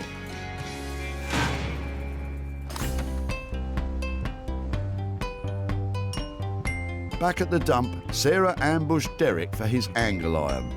Yes, it was in our greenhouse. Oh, fantastic. Derek had confidence in Sarah's abilities. It's only one piece, as long as she's handy with a paintbrush. But it was missing something to tie it all together. And then she found it 2 minutes later. Your next dining room table, sir? She wasn't far off. Thanks to Rupert, it was transformed into a bespoke sideboard. Sarah's invited one of the country's leading retro furniture dealers to see if he was interested. And it turned out he's a big fan of Rupert's. Well, I love this, and I love his work. With a fish on the hook, Sarah tried to reel him in with some big figures. Probably in order to see profit, I need to sell this for £550. It's tight. That figure was a bit too big, but with a bit of negotiation, I would really like to have it. They came to an agreement. Sarah's back in Stockport to show Derek what was made of his old greenhouse and hand over the cash. Hi there, hi Derek, how are you doing? Not bad yourself? Yeah, very Good to see you well. again. Yes, and you. Any ideas what we might have done with your frames? I can't think of anything except the same that was before, a shelving unit of some sort, or maybe an art display unit. Yeah, well, actually, they were turned into a sideboard, and I've got some pictures to show you. Okay. Hopefully, you can see where your frames are in the. Oh, wow.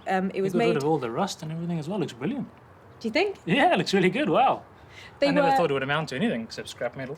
So you approve of what we did with it? Yes, no, it looks really good. You managed to find a good home for it?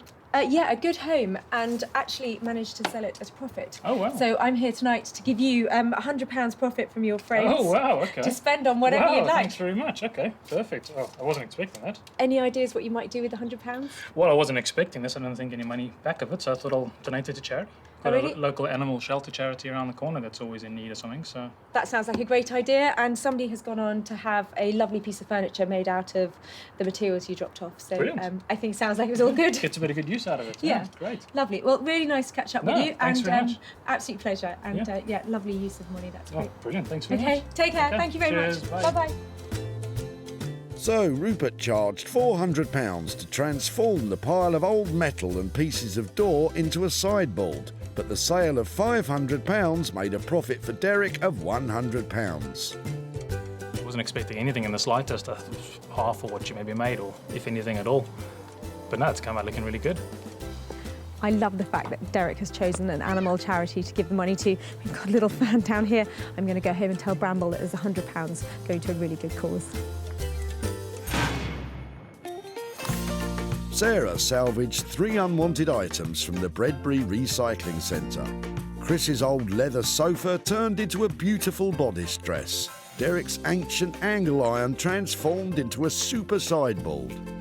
And the writing slope and golf tees have been given a new lease of life. So 2 out of 3 items sold for a profit, and a lot of fun had along the way. Next time, we could be making something from an item you no longer love. See you at the tip.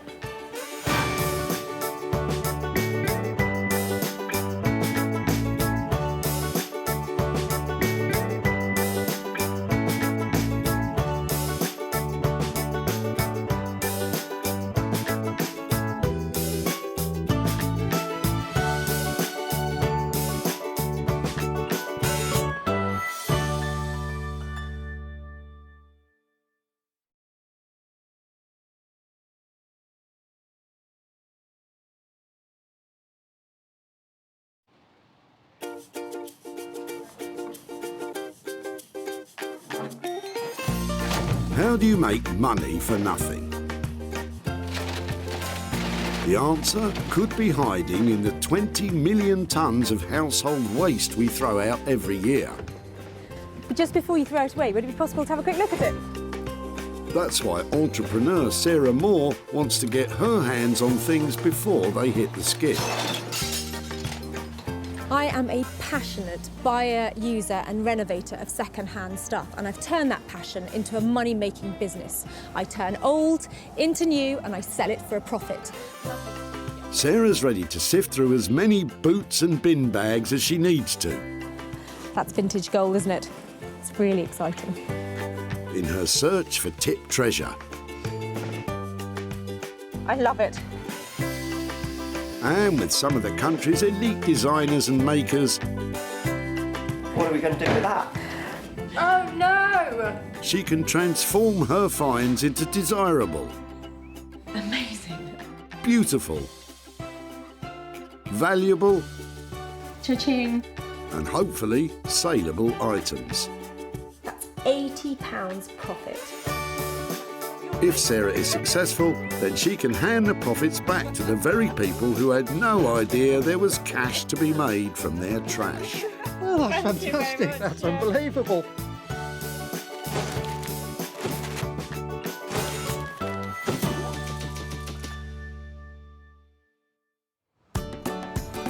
Sarah is at the Whitley Community Recycling Centre in Surrey, where the people of Whitley and the surrounding area bring a treasure trove of unloved and unwanted items destined for landfill. It's so exciting. People are flooding in here all day long, and I'm going to turn their old into gold, their trash into cash, and make some money for nothing. Sarah's here looking for 3 items with the potential to be turned into something desirable again. And Sarah has spotted Dion and Trevor removing something very interesting from the back of their car. Sorry, just before you throw that away, sorry to bother you. I like your jerry can. It's yours. Really? No, tell me about it. So where's it from and how long have you had it and why are you chucking it away? I've had it for 8 years and it's got a hole in the bottom. Oh, that says it all. I know why you're chucking it away now. I'm throwing it away to be recycled. Do you know something? We're trying to take stuff from people and make things out of it that we think might give things a new lease of life. There's something about that that's so classic. It would be really cool to see if we can make something out of it. What could you make out of that? I don't know, but I'll have a think about it. What am I going to make out of that? It could be turned into lighting. Maybe we could get some really cool legs on it and just make it into a little occasional table, something like that. You could do, if you want to. Well, if I did, and I did manage to make something, could I come and show you what I've done or keep in touch to... Of course you can. That would be fab. Thank you so much. You're very welcome. Occasional table, lighting. I'm sure Trevor and Dion can't wait to see how this one turns out. I don't hold my breath, if I'm really honest, but who knows? I don't know what I'm going to do with this, but I just love its styling. I love the fact that when it cleans up, I'm going to get left with something really shiny and cool. I've got to think of something fabulous that this can be made into. So, with Trevor and Dion's old petrol cans safe from the dump, all we need now is someone to fuel those ideas. And Sarah knows just the person. Headphones. Rob Shear has years of experience bending, shaping, grinding and welding metal. Years of mental libraries of experience, know-how, tips of the trade, so to speak. Graduating from art school, his work is now regularly in demand by architects and artists. Rob has no idea what Sarah's going to bring along today, but he definitely knows what he'd like.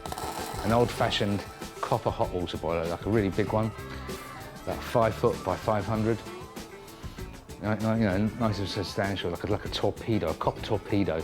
That's what I want. Hopefully Rob will be able to redirect that passion for plumbing towards Sarah's punctured petrol can.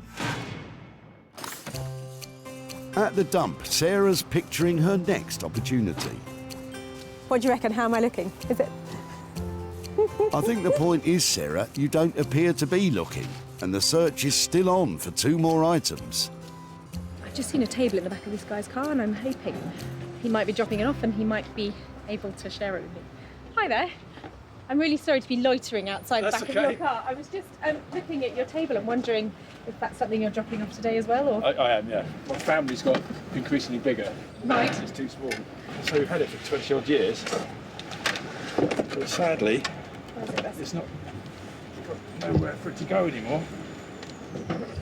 And with 6 of us in the family, it's just too small. It's got a lovely scrub top to it though, hasn't it? It's got loads of appeal to it. Yeah. Is it something that I could take away and try and remake something? I'd be delighted, because I'd hate for it to go to waste. This table really is on its last legs, but the top is fantastic. This is really cool. They're really solid boards and they've got that patina of age to them that you just can't recreate. That's a second item found that's now destined for a new beginning. Sarah won't be tackling this tatty table alone. She has someone in mind who specialises in working wonders with other people's waste. Rupert Blanchard is a sought-after furniture designer based in Margate. I love making things that appear really clean and simple, but the cleaner and simpler they get, the more complicated they are to make. Basically, other people's waste, I find some kind of beauty in it and spend a lot of time and give rubbish a lot of attention to try and bring it back into use. Anything that you might find in a skip, basically, I'm happy to work with it. He may well love working with rubbish, but Rupert's yet to clap eyes on Sarah's latest find.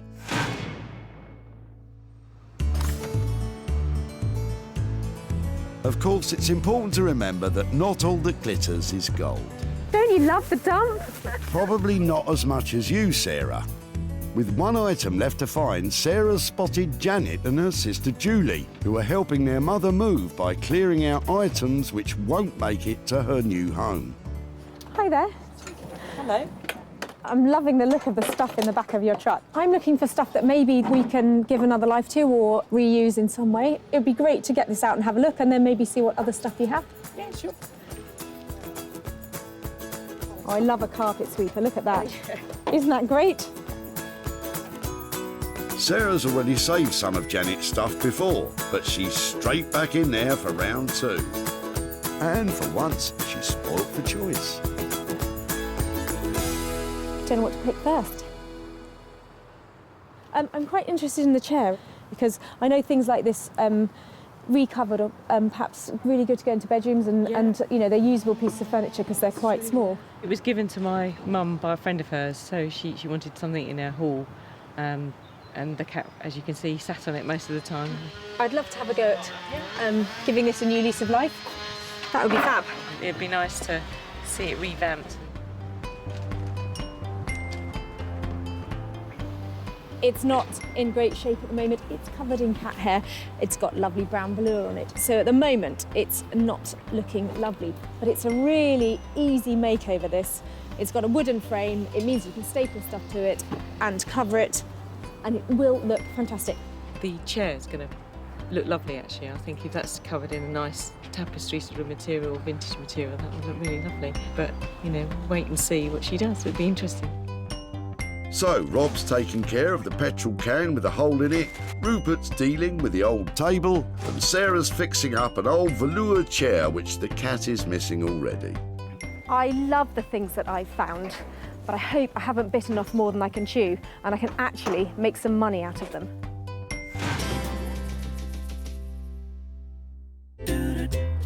Walthamstow is not only a suburb of East London, but also the name of the first album of East 17, one of the 90s most popular boy bands. It's also where Sarah has brought her old petrol can, looking for a spark of inspiration to ignite the imagination of Rob Sher, who I'm pretty sure has never been in a boy band. I think Sarah's coming along today. I hear she's got a few bits and bobs for me. Got no idea what they're going to be. A real mixed bag of stuff she brings, a real surprise. Sometimes good, sometimes absolute trash. And I've really got to try and make a pearl out of her swine's ear, as they say. I think it's a silk purse, actually, Rob, and you'd be very lucky to make one of those out of that old petrol can. I've got a little something for you. Yeah, I thought you might. What have you got for me today? Well, do you know, I saw this and I thought of you, and then I thought, I'm not quite sure what I can do with it. So, first of all, I thought maybe it's a table, you know, like a sofa table or something like that. And the only other thing I thought about was it's kind of the right size for carry-on luggage, like a wheelie bag. Wheelie bag, petrol can on an aeroplane. Good idea, Sarah. It's not going to happen, is it? No, it's not going to happen, no. Go on then. What would you do with it? What we could do, maybe I could cut this out, give maybe a little bit of a graphic feel, a little graphic flame looking all the way through, seal it off, and then maybe put some kind of light feature inside. So not candle, but plug-in light, like... A plug-in light, yeah. That's really cool. So something, what, for somebody's, like a man office or the garage, you know, like... Man office. Do you know what I mean? Like I know, a den. yeah. I think that's really good, and lighting is a great option. It's going to appeal to the boy in the man. Man in the boy, boy in the man. Clearly designed to appeal to a cross-section of the male population, this old rusty, punctured petrol can is about to become a unique designer lamp, perfect for gracing any man office. So what are we talking about money-wise to get that done like that? Well, I've got to take the surface off, I've got to cut it open, I've got to make the tube which goes inside, finish it, rivet it on. I mean, it's about 250 to 300. So we're looking at quite a high-end item here in the end, aren't we? This has got to sell for a load of money. It doesn't look great now, but I have every confidence that the next time I see it, it's going to look really fantastic. So I give you the challenge. Always a challenge from you, Sarah. Don't worry, it's going to look lovely by the time we come back. Rob is a genius. That light is going to look amazing. I can see it going into all sorts of different places, so I couldn't be more pleased. brilliant. Sarah's going to have to spend up to £300 for Rob's expertise. But with premium price tags for lighting, Sarah is still hoping to make a profit from the old petrol can. Margate is a traditional British seaside town which has recently been rejuvenated by a cultural renaissance, a part of which has been the burgeoning revival of all things retro. It's where Rupert Blanchard has his workshop.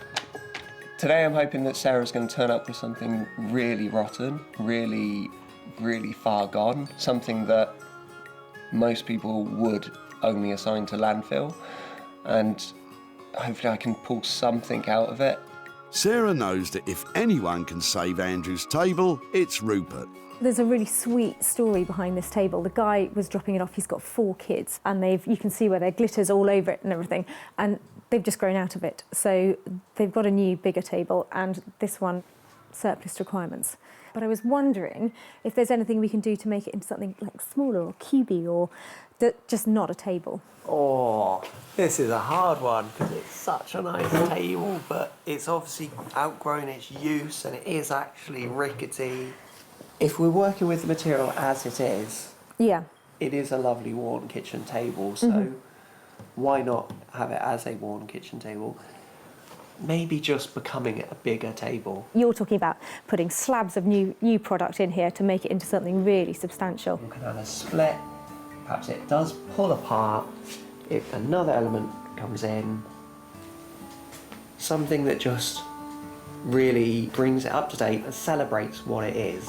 It looks like Rupert is convincing Sarah to see the inner table in this dinner table. I love that idea, and I love the fact that it was redundant because it was too small, and now we're making it into something really impressive and bringing everybody together around the table again. That will be brilliant. However big the table becomes, Sarah will be hoping the cost stays small. So if we're looking at some kind of insert in stone or something like that, are we looking at 400 to 500 quid, depending on the material a little bit more? It's about 2-3 days work, depending on what we're casting or, as I say, the material. So, yeah, I think you're about right. Brilliant. OK, that's a great place to leave this and then go forward. Hopefully come back and find something much more substantial. I love the fact that Rupert has recognised that that table has been at the centre of so many good times. And I know with his radical redesign, it's going to be surrounded by a lot more fun in the future. With this transformation costing as much as £400, Sarah's going to have to sell the table at a premium before she sees any profit.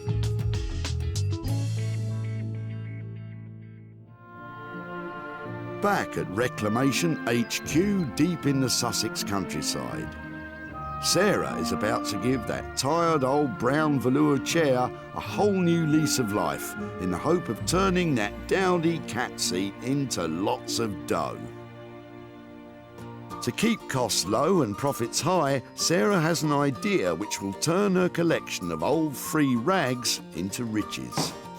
Sarah's idea is to create a new patchwork material as a luxurious replacement for that old brown velour. I'm going to cut all the offcuts and all the random bits into the same size square. I'm going to sew them in strips first and then sew the strips together to make a whole panel of fabric. So I'm going to put the fabrics with their good sides facing each other and then sew along. And then I'll do the same again and again until I get a long strip of fabric, but just using all the scraps, and that makes it cheaper. That's really pretty. And that, on the back of the chair, can make money. I've given the chair a good old clean up because I'm going to cover it completely as it is. I've got some fire retardant calico here, which will bring it up to the right regulation, so I know that it's safe to use.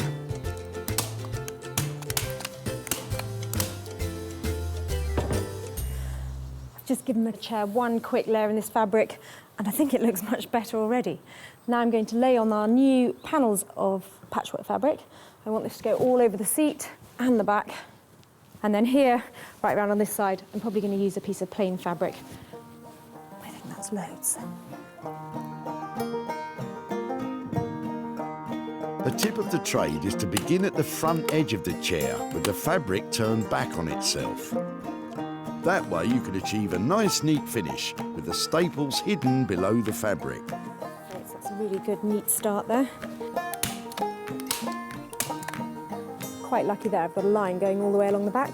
That makes it look like I almost planned it. Very well, it's fine.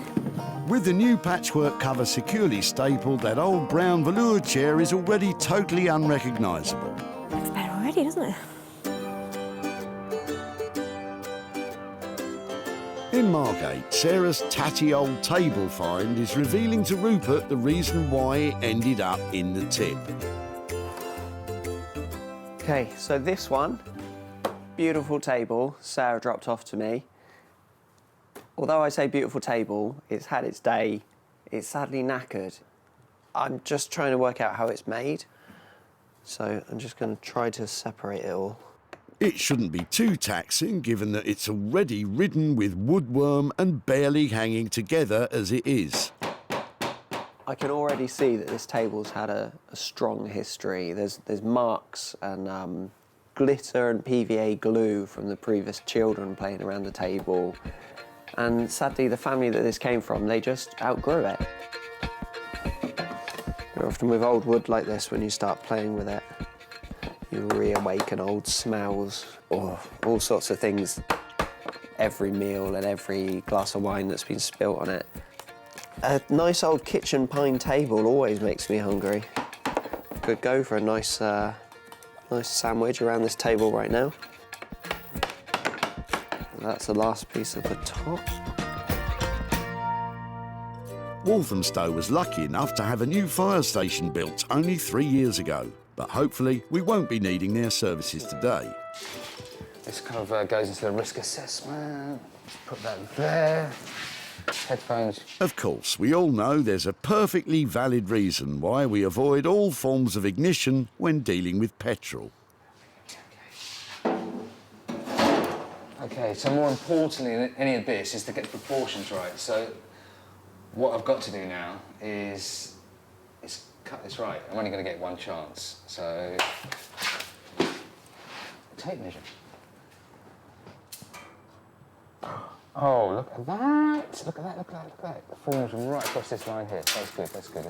It's meant to be. It's meant to be. Now, at the moment, you may be thinking of a flame silhouette light for a man office. But Rob has had a spark of inspiration, potentially a dangerous thing when dealing with a petrol can. Having noticed a striking resemblance to the shape of a Zippo lighter, Rob is now going to cut the top from the can and have a light in the lid. Not sure what Sarah's going to think of this radical rethink. Okay, here we go. Not looking good.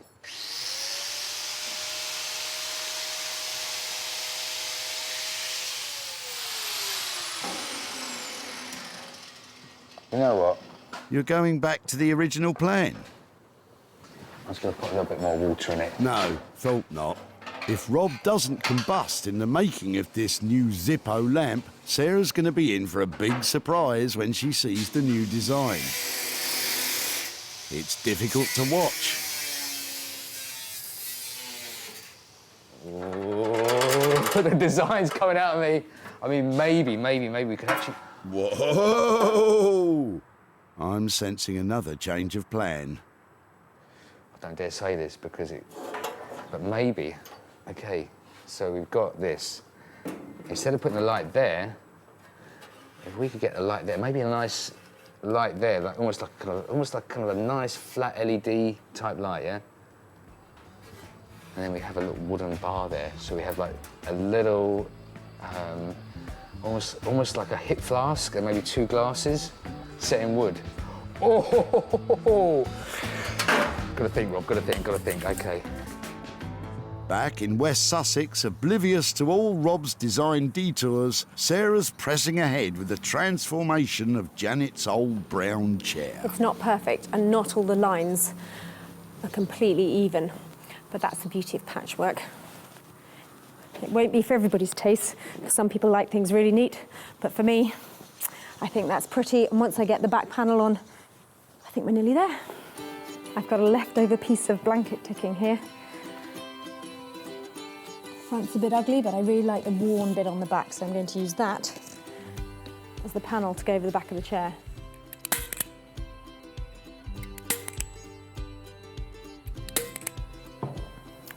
Because I want to get a really neat finish all along the sides, I'm actually going to hand sew it in place, tucking it under as I go, like that, so I don't have to buy any expensive braid or anything to finish it off. And I think some little hand stitches, happy for them to be visible so it looks handmade. Just catching the chair and the fabric, and that means the whole of the chair is going to feel really tight and the fabric underneath won't be moving around.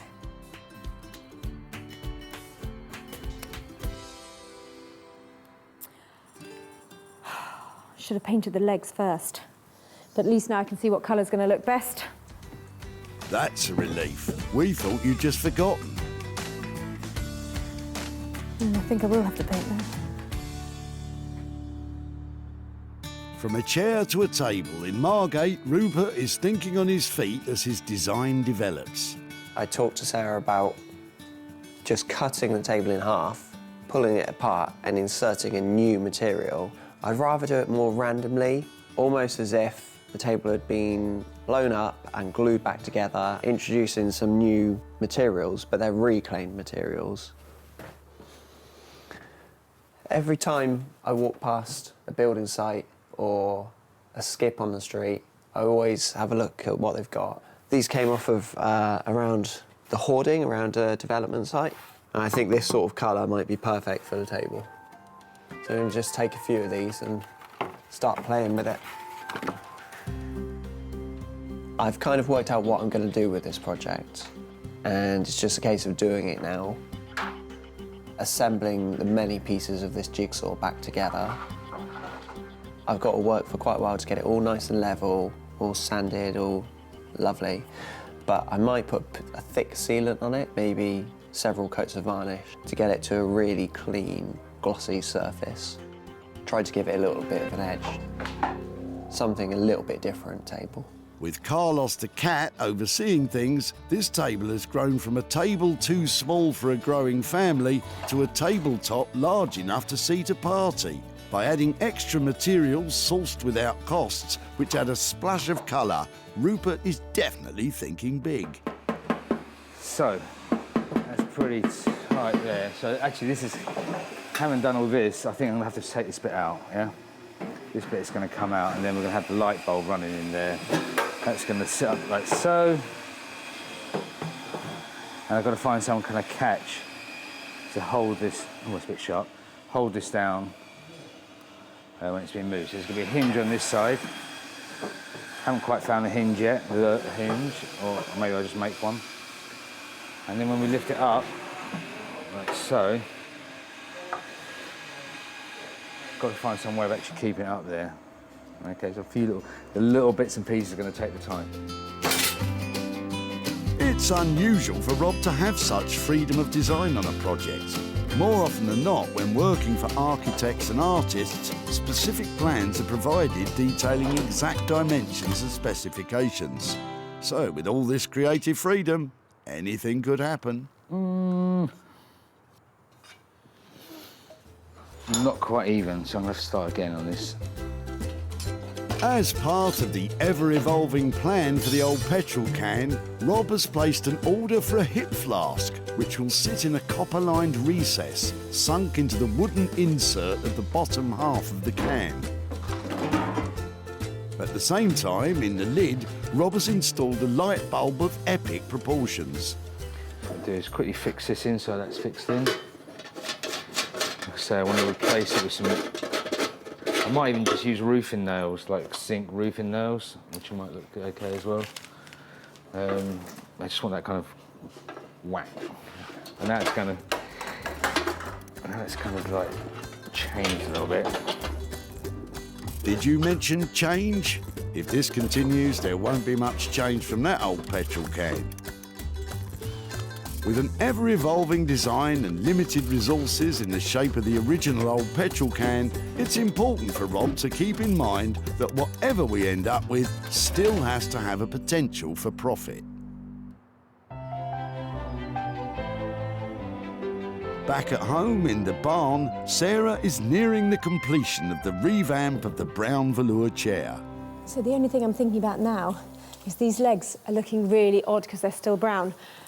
I do have a few pots of paint that maybe I could try out to see what looks best. I think the blue is too harsh, and the green is a bit dull, so that one I think. I hate painting. I'm going to give it a quick and dirty coat for the first one and then a nice neat one afterwards. Of course, if you'd remembered to paint the legs before covering the cushions, it wouldn't be a dirty job at all. It wouldn't have been worth a £5 before. I'm going to ask over 100 quid for it now. Over £100 for what was a tired old velour chair. But now, after plenty of patchwork, patience and painting, it's transformed into a modern piece of furniture that's sure to turn a profit. With Sarah spending just £15 on a fireproof calico material and sample pots of paint, this patchwork seat has the potential to provide plenty of profit. Back at the dump, Sarah picked up from Janet her old brown velour chair, which had definitely seen better days. I'm quite interested in the chair. It was given to my mum by a friend of hers, and the cat, as you can see, sat on it most of the time. Sarah took the chair home and provided it with patchwork and paint. I'm going to give it a quick and dirty coat for the first one and then a nice neat one afterwards. With the transformation complete, the old brown velour cat seat had become a stylish piece of modern furniture. The revamped patchwork chair was perfect to be offered for sale in Sarah's very own barn sale of recycled items. With a suggested price of £125, bids were invited, written on folded pieces of paper, with the chair being sold to the highest bidder. Fingers crossed they might buy it. Sarah is back in Whitley to show Janet how her old brown velour chair has been transformed into patchwork profit, and to hand over the cash. Somebody friendly there. Hi there, hello again. Hello. How are you? Very well, thank you. I've got a couple of pictures to show you because after we took away your brown velour chair, Yes. you're laughing. We did some work on it, so I thought I'd show you what we did to it. Yeah. We made it vintage style. Oh, isn't that nice? Well, I'm glad you like it. Yeah, it's really lovely. So I made a patchwork fabric using lots of offcuts and things that I'd had from other projects. Yeah. And that sort of thing. So Oh, it looks really pretty, doesn't it? Isn't yeah, it nice? I think it was a good makeover. Do you think your mum would approve of it? Yeah, I think she will. Actually, she likes flowery things, so I think she would see that as a big improvement. Excellent. So in the end, somebody actually paid £100 for it. Good grief! So that means I've got £85 to give to you. Fantastic. Thank you very much. Oh, my It's pleasure. unbelievable. Wow. Good grief, who'd have thought? So, Sarah spent just £15 on this transformation and was able to achieve a sale price of £100, which leaves £85 profit to hand over to Janet. So, what does she have in mind for the money? Behind Cork Castle, there's a cattery, and she always used to love to go there. And so what I was thinking is we could take the money there and we can give it to the cattery. And so, you know, I can say, you know, that's what we've done with the chair. Is that going to be a problem? Does she know you've got rid of the chair? Yeah, no. Really? Oh no. It might get me off the hook a bit. So. She's going to know now. I tell you, you're going to be in lots of trouble. Well, maybe, yes, maybe buy her an ice cream to sweeten her up first. Use the £5 for the ice cream and give the £80 to the cat. It was really lovely to see you again. Too. Thank you very much. My absolute pleasure. Yeah. Bye-bye. Thank you. Bye-bye. See that cat over there? That's the cat that sat on the chair. Will that cat home? Is that one over there? I think if we give the money to the cat's home, buy Mum a cream tea, that means that everybody's happy. Then the cats are happy, Mum's happy. So yeah, a good result. With the patchwork chair producing a profit, Sarah now has high hopes for the punctured petrol can belonging to Trevor and Dion. She's back in Walthamstow, where Rob has finished fiddling with the old fuel can, which, after a number of different design directions, has come full circle and is back to being a table lamp for a man cave. The original idea was to cut a hole all the way through it and put a light in it. After she'd gone, I had a little bit more to think about it. I quite like the shape of it, a Zippo lighter. So that's when I decided to split it. And I was originally going to have a hinge on it and have the clip. And I just preferred the idea of having a much more stationary kind of fitting, much more stationary fixing. More of a table lamp you'd have on like a little low table. Well, I'm not quite sure what I'm here to pick up from Rob. I know that it's changed a little bit from our high-end lighting, and it's got something to do with a hip flask, which sounds very interesting. You might want to take a big gulp from that, Sarah. I don't know what she's going to say, actually. I hope she likes it. I really hope she likes it. When Sarah saved this old petrol can from the dump, it was on its final journey. But now it's been refitted and repurposed with the intention of reselling for a profit.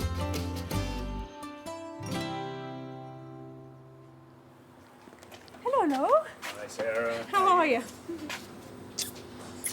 Dark in here today. Yeah, we didn't have any money for the meter, but... Oh no, is that my budget blown? What is that? That's really cool. Oh my word. What have you, so talk me through, what have you done to it? Let's have a look. Ah! Is that where you wanted the... Hip flask. And so turn the lights on. Let me have a proper look at the finish, if that's all right. Yeah, of course. It's really cool, isn't it? So was it a tricky process? It looks like it might have been through a few stages of development. It went through a constant stage of development. It was, it was designed on the fly, really. So. Rob was left with a budget of up to £300, but including the price of the hip flask, the final cost has risen to £330. I have just some reservations about the finish for that kind of money, just to tidy it up. I mean, if I know that I think there's a few little things you could do. One of them was actually putting a car trim. You know, like the trims you get on the windscreen. Yeah. Quite like that with a reference to the car. Okay, so if Just like a rubber trim around the edge. I think that we'll definitely just have to make sure that that is tidied up, if that's all right. I think that. Give me a shout, and I'll get it picked up when that's finished up. But for taking on the challenge. Well done, Rob.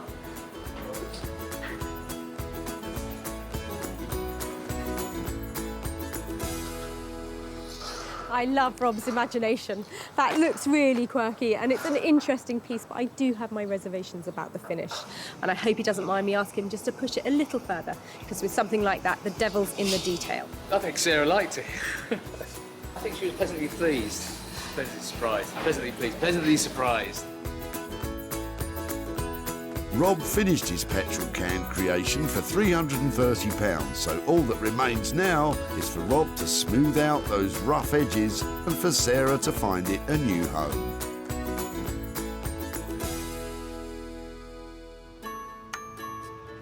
Back at the tip, Sarah spotted the potential of Dion and Trevor's petrol can. I like your jerry can.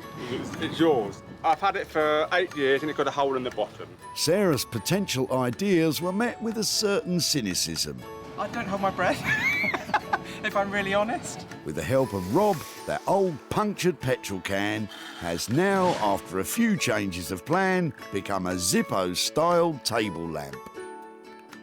Sarah's returned to Whitley to show Dion and Trevor what has become of their old petrol can. Hi there. Hello, Tara. How are you doing? Very well, thank you. Hello. How are you? All right, thank you. Nice to see you again. I've got a few bits here to show you about your jerry can. All right. No. Come on out, let me show you. So that's what it ended up like. This has got a fantastic, really bright light inside it, and he's cut it in half and opened it up, so it was sort of like a Zippo lighter. What do you reckon? Well, very different. A lot of work got into it. It's not something I'd have endorsed. Normally at this point I would say, great, it went really well, I've got fantastic news, I've got money to hand over to you, but I haven't managed to sell this yet. Some things you sort of think maybe they should have carried on at the tip, but we've had quite a lot of fun with this. And yeah, I'm sorry not to be handing over hundreds of pounds for a high-end piece of lighting, but... We've got some more rubbish if you like it. I mean, recyclable bits. So, despite all Rob's hard work, the search continues to find his light a new home. With costs of £330 spent and no income generated, this could be a potential loss for Sarah of £330. We weren't sure quite what she was going to do in the first place. We were stumped at that one, and I think it's been a bit of a struggle for them to come up with a design, but they have, so good luck with that. Well, I think Trevor and Dion were really good sports because there was no money for nothing to hand over, but we've had a good laugh and quite a lot of fun with that jerry can. Back in Margate, Rupert has managed to complete the jigsaw puzzle that was this new table, but he's not sure what Sarah will think of his radically different approach to what was discussed.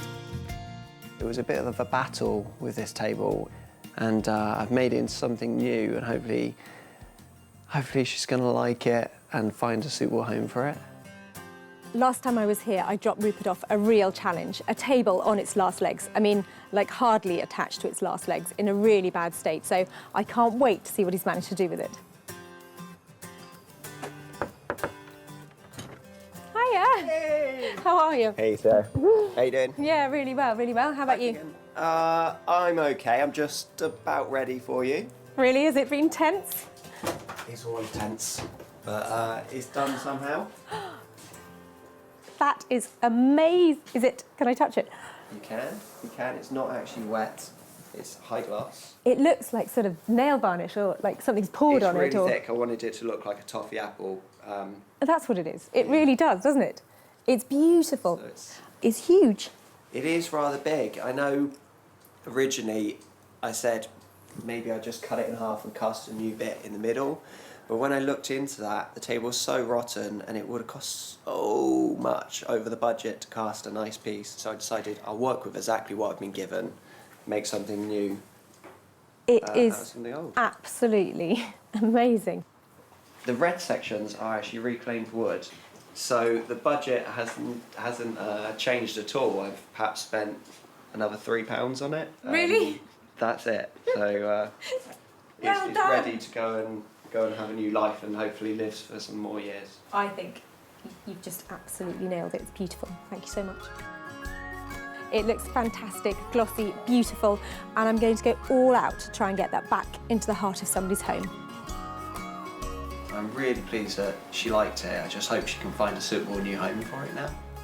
The final cost of Rupert's work on the table has come to £400. Sarah's going to need to convince any potential buyer that this is the perfect family table if she's to make any profit at all. When Sarah first met Andrew, he was throwing out a rickety kitchen table his family had outgrown. So we've had it for 20 odd years, but sadly, we've got nowhere for it to go anymore. He was pleased when Sarah took an interest. Is it something I could take away and try and remake something? I'd be delighted, because I'd hate for it to go to waste. And now, with some reclaimed wood and a tin of varnish, Rupert has served up a large and strikingly beautiful family dining table. Sarah invited Martin, one of the country's leading retro furniture dealers, to take a look at Rupert's transformation. Whoever's done this is a very creative guy, and it's good. And he loved it so much, he snapped it up for his shop, the Old Cinema.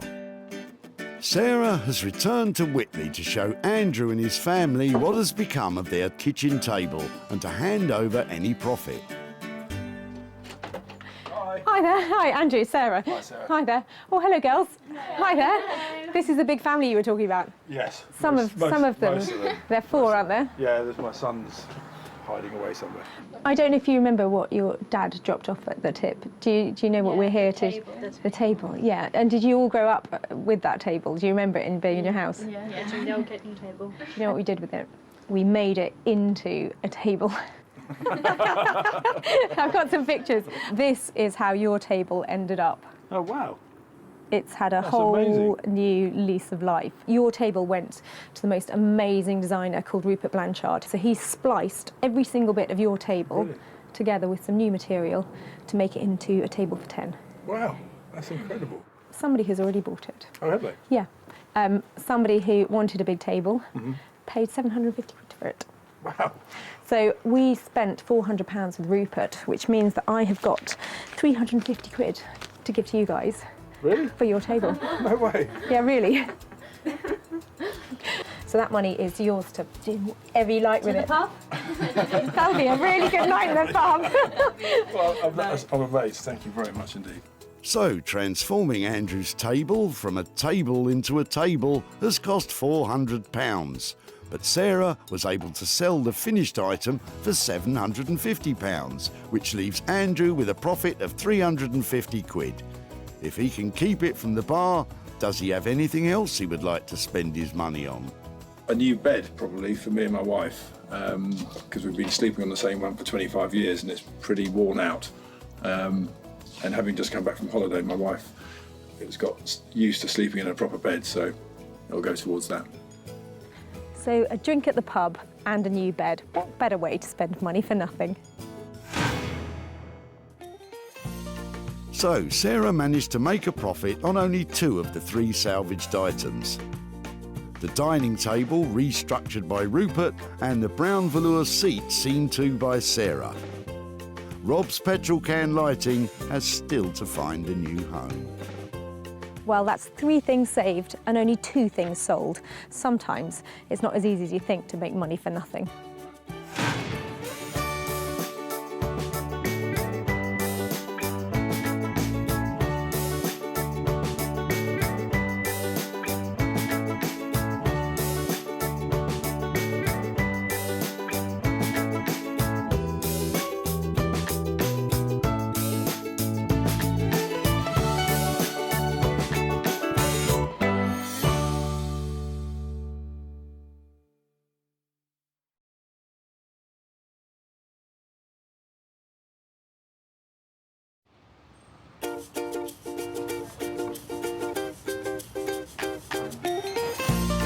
How do you make money for nothing?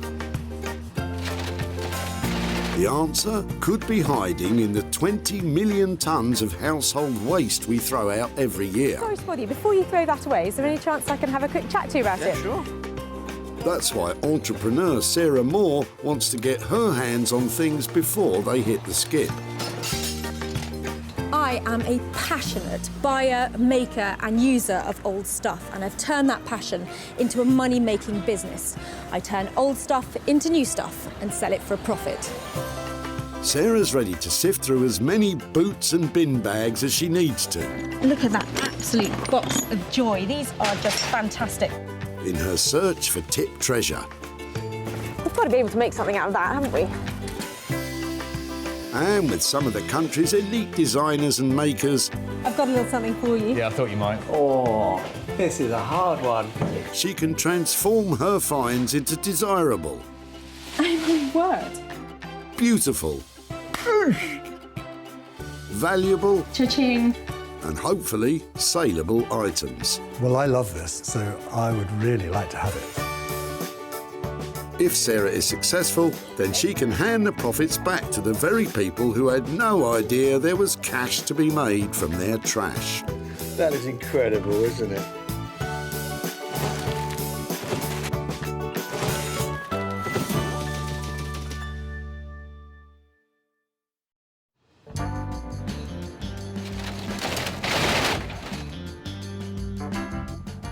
Sarah's at the Bredbury Recycling Centre in Stockport, just outside Manchester, where they can have over 200 cars a day through the gates. I am loving this place. It's so busy. There's cars coming in all the time, and in the back of them, I know there is great stuff that I can make into something fabulous. So I'm off now to have a proper old rummage. Remember that Sarah has special permission to rummage about today, so don't you go pestering people at your local recycle centre, or you'll be the one getting thrown out. I love rifling through the rubbish. Sarah's on the lookout for 3 items with the potential to turn into hard cash for their owners. We're looking for stuff that we can recycle, so I'm thinking there's not much in there, but I think you should take the bunny home.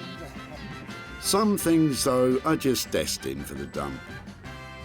But coming in at the far end, Mike and Judith might be able to give Sarah a step up in her search.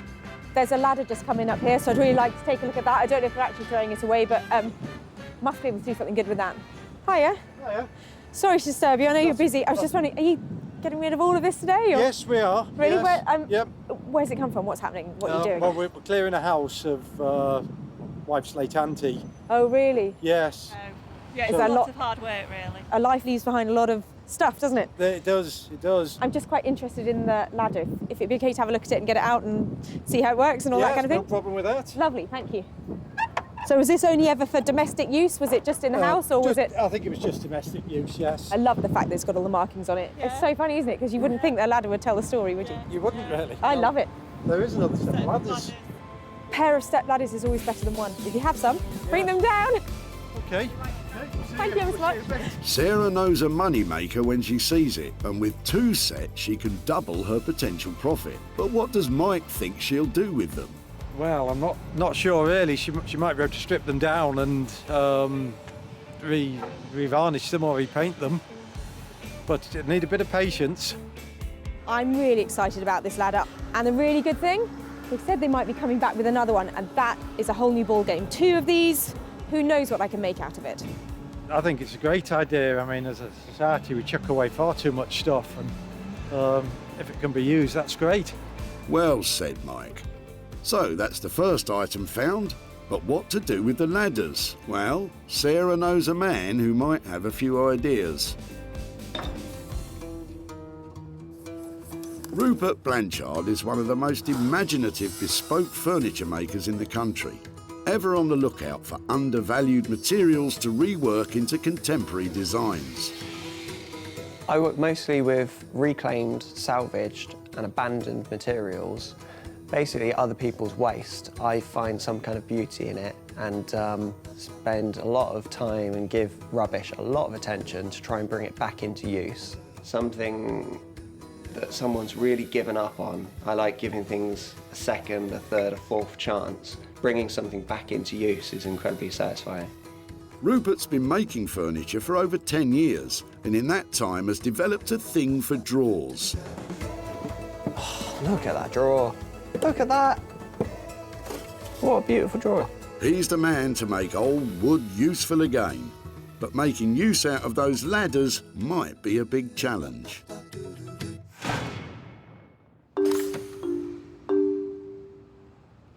Back at the dump, the cars just keep flooding in.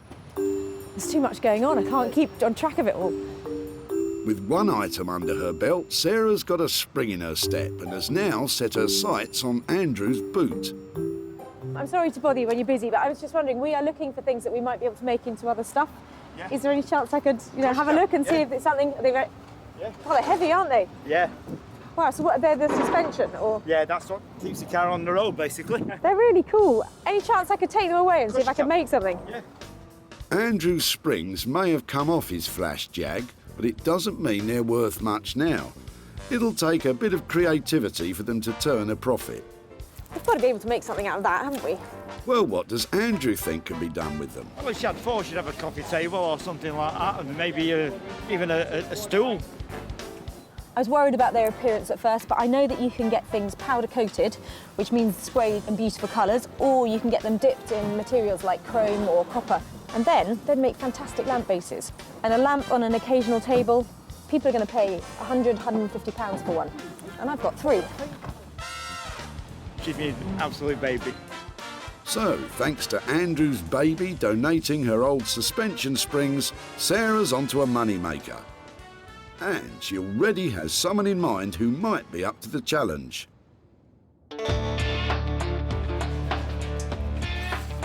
Beck Simon is one of the country's best artist blacksmiths, creating high-end interior furniture and bespoke metalwork commissions. She's a woman that can bang, grind and weld metal into money. Working with found objects is quite different from what we normally do, because we work with our clients and we produce designs and we work with them. So this is kind of like really freeing up the mind and seeing, you know, what object we've got and how we can make it work into something really cool, modern and yeah, desirable. So it's going to be fun. It's going to be fun, is it? Something tells me those springs are going to give you more bother than they're worth. In the meantime, that's 2 items found that Sarah can offload onto her designer pals. But now she needs to find something she can sink her own teeth into. But with the day getting on, she seems to be grasping at straws. Well, sticks. See, that might be your next... The catapult. Your next candelabra or, you know, something on your dining table. You won't believe you could get a full tree in a car. And it looks like word spread round the dump that Sarah's making money out of their rubbish. Send him money, send it to me, not him. All right now. You'll be lucky. But what's this? Eagle-eyed Sarah might have just spotted her own personal project, because Eric could be throwing out just what she's been looking for. I'm really sorry to bother you. I can see you're busy. Yes. I'm just looking at your Monopoly sets. Can I have a quick look? They're my daughters originally. Oh my word, you've got hundreds of bits there. Yeah, hundreds of them, yeah. We're looking for things that we might be able to make into other stuff, and things like this would be lovely to get hold of and see if we could do something with. Yeah. Would you mind? No, I wouldn't mind at all. And No, I'd rather somebody else have them. And you've got another one there as well. May I have a quick look at that? Yes, that's the very old one. See, that's when she had it, when she was 8. Wow, that's amazing. May I open it? Yeah, when she was 8 years old. Oh, that's so sweet. Yeah. That's amazing. Thank you so much You're for welcome. letting me take them. That's brilliant. Absolutely. Sarah can see potential profit in her own personal project. But what does Eric think she can do with it? Your guess is as good as mine. But I'm glad if you can recycle them. I prefer to recycle anything. There's 2 sets of the, I want to call them charms, because I think they look like little jewels to me. So altogether, I think as a collection, they make some fantastic jewellery. Lots of potential here, and something that I'd really like to play with myself and see what I can make. So lovely. I'm really pleased with that little lot there. All the toys from Disneyland from 1986 and things like that. I've come to a point where I have to let things go. I really like the board, because what we're doing here is pretty much a game of chance, so that pretty much sums up the day, doesn't it? I'm hoping there's no luxury tax. I definitely don't want to go to jail. Right, stop playing about now. Down to business. How much do you think you can make from it? I'm aiming for 100 quid from my Monopoly box. I think I can do it. 100 quid profit to return to Eric. It's like landing on chance and getting a bank dividend in your favour. And with that, the list is complete. 3 potential money makers. But wait a minute. Oh, hello. It's Judith and Mike keeping up their promise of a second set of ladders. Great. You know, a pair makes it really exciting. It more than doubles the potential of what we might be able to do with it. So now the list is complete. Rupert will reimagine Mike and Judith's ladders, Bex will bend Andrew's springs into shape, and Sarah will take a chance on Eric's Monopoly sets. We have had a fantastic day here. I've got some amazing pieces and just the right people lined up to make them into something fantastic and to make some money along the way.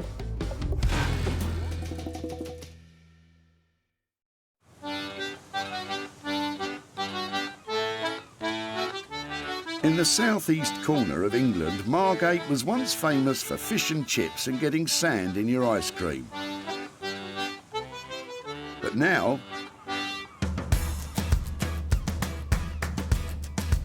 Margate's had a reclamation regeneration,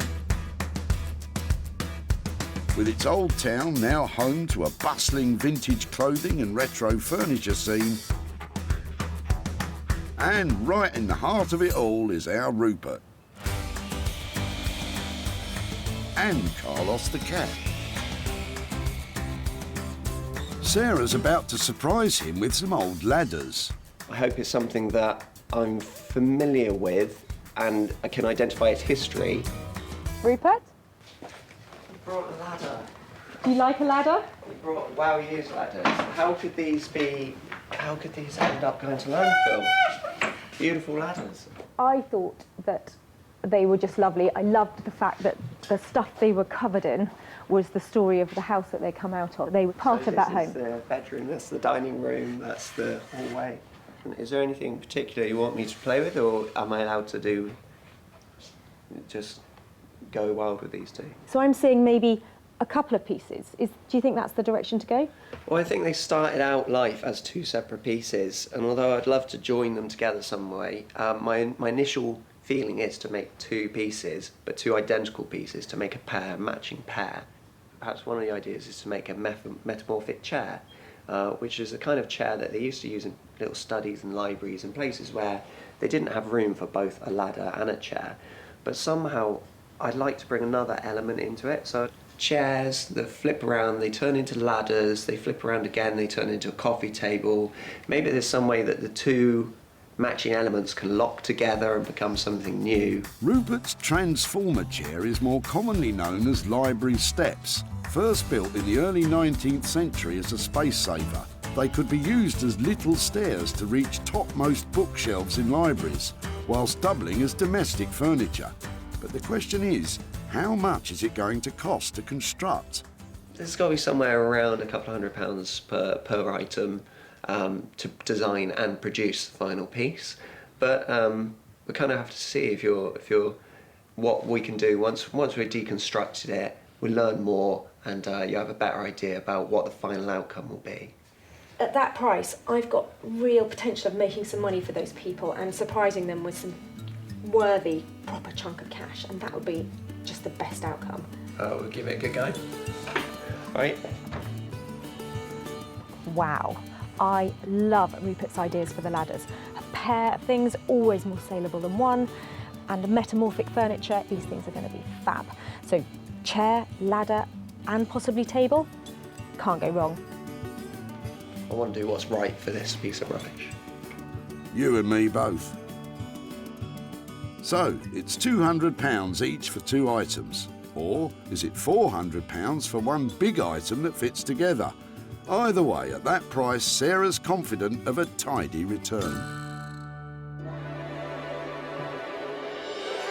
Sarah's next stop is away from the hustle and bustle of seaside salvage and into the heart of the English countryside. Tucked away in amongst the quaint villages is the place where metal goes to die.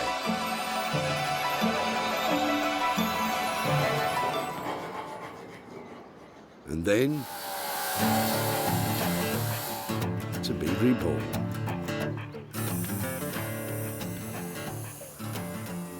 Sarah's ready to surprise Bex with the suspension springs from Andrew's Jag to see if she can, something to do with lighting. I'm really looking forward to seeing what Sarah's going to bring today. Probably something really strange. So, yeah, I'm looking forward to having a look. I don't know what it's going to be and that, but I guess that's part of the challenge. So, yeah, looking forward to seeing what it is. So I'm just eating an apple. Healthy girl. Oh wow, springs. Well, at least you know what they are. We use these, there was one there, we use them for making tools with, so love them. I was worried you couldn't heat them up. We can sit them in the fire. It's harder to work than normal mild steel because it's high carbon, but no, we'll be able to do things. What do you have in mind? If they melted and were all really like fluid columns, we might be able to make some lamp bases out of them. Oh, okay. Unravelling it and stretching it out into a longer line.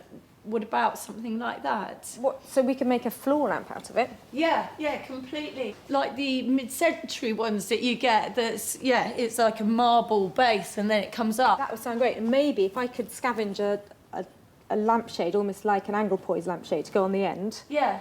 That might work. Perfect. Sounds good. In order for me to make a profit, is there any way you can get it done for, say, 250? It's quite a gamble with this because the steel is slightly tricky to work. So what I can say is we could do £250 worth of work and see, you know, try to do at least one and see where we get with that. And obviously if it's quite smooth running, no burns, then we can attempt to do another one. Great, I'll leave you to get on with it. If you can make one, I'd be really pleased. More than one, that would be excellent. Okay, perfect. Leave it with me. See you later. Bye. Finish my apple now. Sarah's putting Bex under an awful lot of pressure. Wish me luck. If Bex can get it done for 250 or under, Sarah's on track to make a chunk of money. But there's also the light fittings to budget in, and they could start eating into the profit. So, with 2 items safely in the capable hands of Rupert and Bex, it's time for Sarah to get to work. And she's taking her item back to her cottage/workshop in the Sussex countryside, She's been running off and trying to go and see the new lambs in the field. where she's got guard dog Bramble watching over the money-making Monopoly sets. At ease, Bramble. This is my Monopoly moment. I've just looked at it. Look, it's an American one. I didn't notice that when I saw it the other day. Baltic Avenue and Mediterranean Avenue. Oh, that's quite cool. I've never seen a US one before. I had a quick look at these pieces the other day and I was wondering why it had a jockey in it, because I've never seen one of those before, but that must be the American version. Sarah's decided to ditch the American board and focus her attention on the little metal pieces. But what to do with them? I was thinking that we should be able to turn these into jewellery, and I've done a bit of research, and I think for a dozen pieces I'm looking at roughly £30 to £40 to get them plated in silver. Maybe if I can turn a dozen of them into something to wear as a pendant, I think that maybe we might get £15, £20 each. So over £200 worth of profit potentially here. Now that has got to be a surprise after just chucking out a Monopoly set at the tip. It was actually the niece of Charles Darrow, the accredited inventor of Monopoly, who came up with the idea of using charms from a girl's charm bracelet as the Monopoly pieces, way back in the 1930s. So really, Sarah's repurposing them back to their original purpose, kind of. Having objects silver-plated can be done by mail order, and so it's quick and easy and relatively cheap to do. But before they're shipped off to be silver-plated, Sarah's drilling holes in them so that chains can be threaded through to make necklaces or bracelets. Don't look what I'm doing with the dog. Ouch! The poor dog's getting the rough end of the stick. Don't look, Bramble! So these are my 14 fabulous pieces. So I'm really pleased with these, and I think they'll make lovely charms. And I'm going to get them all silver-plated, including the jockey, to make a little memento for Eric, just in case we don't make any money out of this at all. With just £30 to £40 of silver plating to budget in, if Sarah sells them all, she could be laughing all the way to the bank. Back in Margate, Rupert has started drawing up blueprints for his transforming multi-purpose metamorphic library steps. And if you think that sounds difficult, remember he's only got those ladders to work with. Rupert starts this mathematical mind melter by taking the ladders apart. It's falling apart very easily. He unscrews the hinges to see the raw materials he has to work with. So now it's not a ladder anymore. It's going on to its new life as a multifunctional piece of furniture. With the very detailed blueprints drawn up, he prepares to start cutting. But one miscalculation and the whole thing could be ruined. It's taken quite a while to work out the exact perfect angle I need to cut. So I've only got one chance of getting this right. Once it's cut, and I can't just glue it back together. Rupert's using a circular saw with an all-important guide rail. This ensures accuracy to within a millimetre, setting the precise depth and angle at which the wood is cut.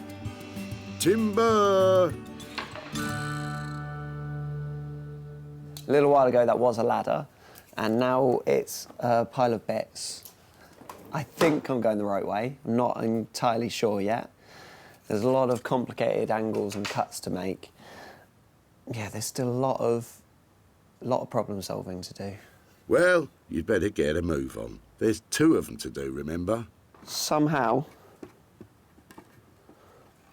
this needs to now flip together. This is a tricky bit. Somehow, this has got to work through 2 angles, which hinges generally don't do. It all hinges on this. Will Rupert's calculations match up and make fold-away furniture? Yeah, I can kind of see where he's going with this, but it's a long way from something I'd pay a few £100 for. It all will be revealed. Well, I, for one, cannot wait. Back in Surrey, Bex is making a start on uncoiling that coiled spring soon-to-be floor lamp. Twist it. That's it. Bex's partner in grime is husband Dave, who'll be helping out. To make it malleable, they have to heat it in a furnace to 2,000 degrees Fahrenheit. Then they have to gradually beat out the bends on the end of an anvil. It's just really awkward, the shape, isn't it? They only have a short window before the spring needs to be heated again, and again, and again. It's collapsing on itself, so we need to open it out. High carbon steel is notoriously hard to keep in one piece when heated, so they'll have to be careful. Oh, wait. With progress slow and hot, after an hour of hammering, Bex decides on a different tactic. We're just gonna unravel the middle bit and then the end bit, and then we'll take it next door, do it on the fire bit so it's slower and stuff. But yeah, it's tough. Bex and Dave retreat to the relative peace and quiet of their own workshop. Gone deaf. Well, that was fun. Once the spring is straightened, they're hoping to recreate the elegant curve of a classic mid-century lamp. But even after all that hammering, there's still a lot to do. We need to have this finished today, don't we? And Bex and Dave are feeling the pressure. We have to make sure we don't get it too hot so it just breaks. And just as they're making some progress, the spring has snapped. First disaster. With time running out and now 2 pieces of metal, it's back to the drawing board. Or chalk table. Or whatever. So keep the spring in the middle. I mean, we're going to have to now get that together. And then, yeah, it's got that spring detail. By keeping the coils at the end of the springs as a feature, it may save some time. But how to repair that break? I know. Oh, that was quick. So we'll turn that into a little feature. So we'll have about 3 rivets there. So I guess it's, you know, it gives it an industrial look and it covers up our mistake. So nobody will know. Brilliant. But before Bex can rivet the pieces together, there's still an awful lot of unravelling to do. Once the coil is flat enough, Bex can turn to the power hammer to take on some of the bashing. A blacksmith's best friend for over 100 years. Without it, they would probably keel over from exhaustion and have biceps like bulldozers. It's not bad shape from up here. But then, some of the work still needs good old-fashioned brute force. Dave, I think I need your body weight. Get in there, Dave, you brute. After a whole morning of unravelling, Bex and Dave are spent. With still a lot to do, they decide to tackle the rest in the morning after a well-deserved rest. We've got to cut ourselves off, you know, now, because we're sort of running into our critical time, you know, so, yeah. We need fresh eyes now, because it's got to look nice.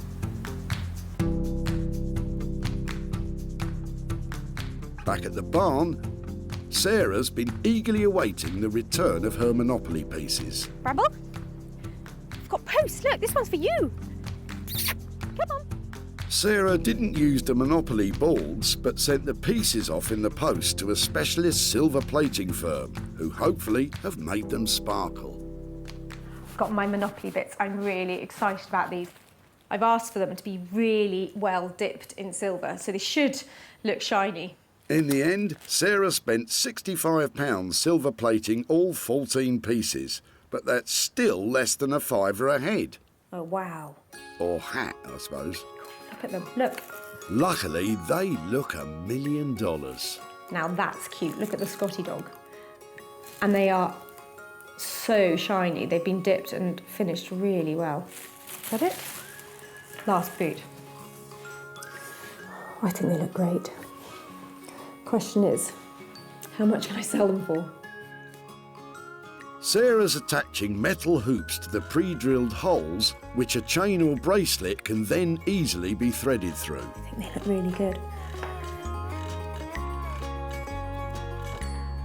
So I'm hoping that people buy at least one to hang as a necklace, but you could get loads and put them on a bracelet. But I'm going to price them individually. Because Sarah's going to give the little jockey charm back to Eric, she has 13 pieces to try to make a profit on.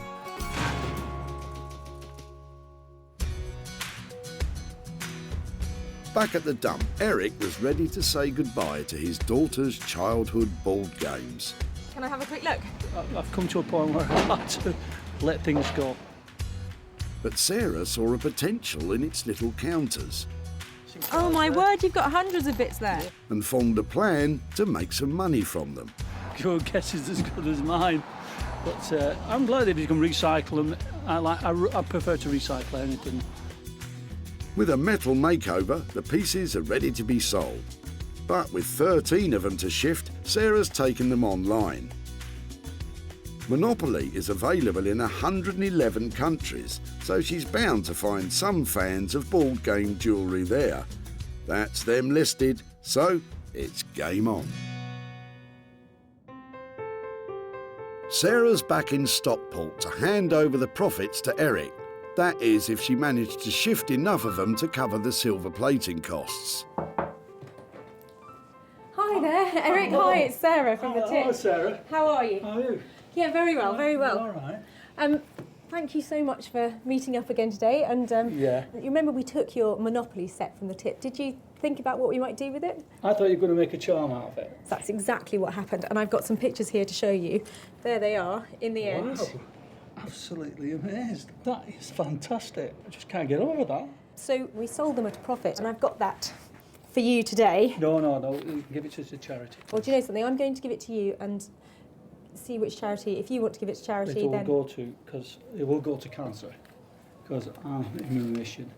Oh, and, really? We pay every month. We give every month to cancer. Oh, well, that's fantastic. I'm really pleased that your Monopoly pieces have helped towards that cause. And as a little memento, I don't know if you remember this fellow, but I bought him for you. He wasn't easy to make into a charm, so I thought something for you to remember your Monopoly set by. He's silver-plated, the little horseman from the American. treasure it. I can't get over that. With all 13 sold at 10 quid each, once you take off £65 worth of silver plating, Eric's walking away £65 richer. It was lovely to catch up with you Thank again you and hear very your much. story Thank you and very much. keep up the fundraising. That's Oh, fantastic. we do. Look at, we're very lucky. I'm so pleased I took a chance on that Monopoly set. I think Eric loved that little horseman, and that tiny bit of profit we made, that's going to a charity that means a lot to him.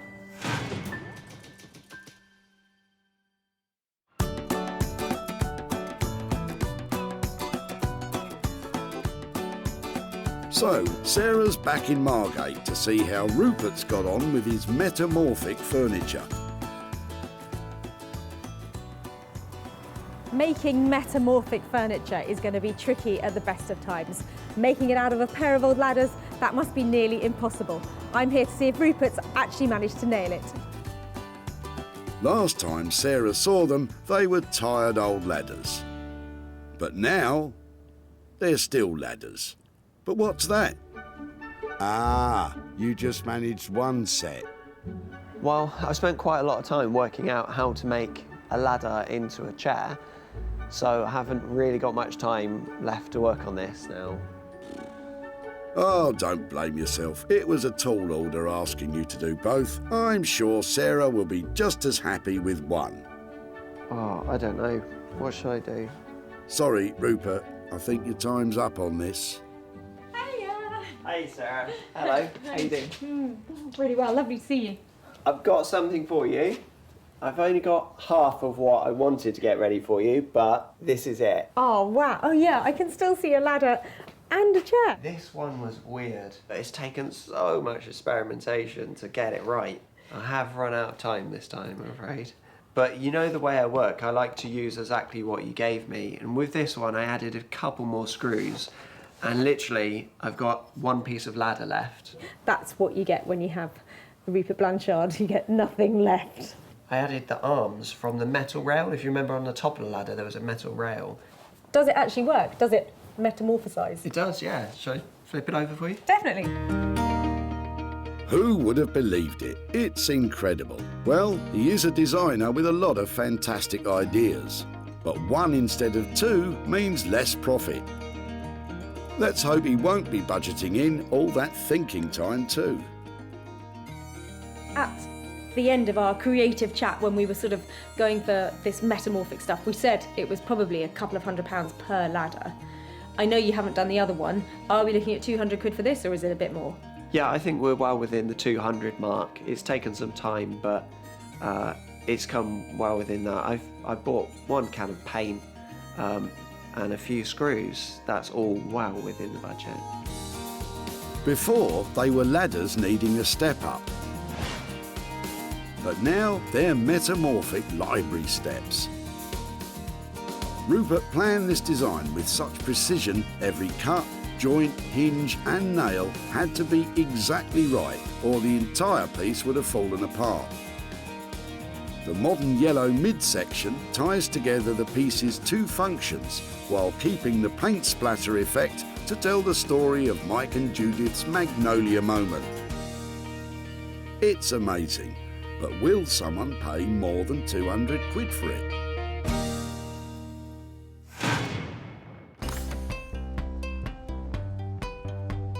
Back at the dump, There's a ladder just coming up here, so I'd really like to take a look at that. Sarah pounced on Mike and Judith's paint-splattered ladders.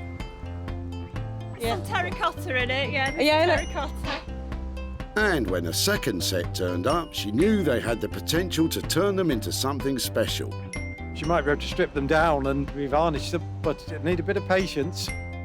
And although Rupert only managed one set of library steps, they were brilliant. Sarah invited one of London's top retro design furniture dealers in to see if it would be something that would sell in his shop. And it won't fly out the door, but someone's going to love it. He bought it. Sarah is back in Stockport to hand over the profit to Mike and Judith. Hi there. Hi. Lovely to see you again. Yes, you too. How are you? Yes, oh, we're fine. Nice to see you. And you, Yes. lovely day, isn't it? It is. I've got a bit of an update about the ladders that you dropped off. So I've got some pictures and things to show you. In the end, we actually ended up only using one because they were quite tricky to work with. We have a fantastic maker called Rupert Blanchard, and he was really enthusiastic about them, had a few different ideas, but in the end, he transformed them into... It's a chair. But it's not only a chair, it's actually a metamorphic chair. So it changes from substantial sitting piece back into a step ladder again. Oh, that's fantastic. Yeah. That's really clever. And we've actually sold it as well. We managed to make £100 profit on Wow. it. And that £100 Oh, is for you. Well, that's Thank you very fantastic. much, That's yeah. unbelievable. Any ideas what you might do with £100? Well, it was my late aunt's ladder, and she had lots of charities that were very close to her heart, so it might go to one of those, or we could treat the family to a drink in a... And a curry. Well, thank you ever so much for letting me come back and show you Yes. what happened, and I hope you enjoy spending your money. Thank That was lovely. We'll do it right. Okay. Take care, okay, Thanks very bye-bye. Spending on costs and materials transforming Mike and Judith's ladder came in at £200. The metamorphic chair sold for £300, meaning Mike and Judith are stepping out with £100 profit.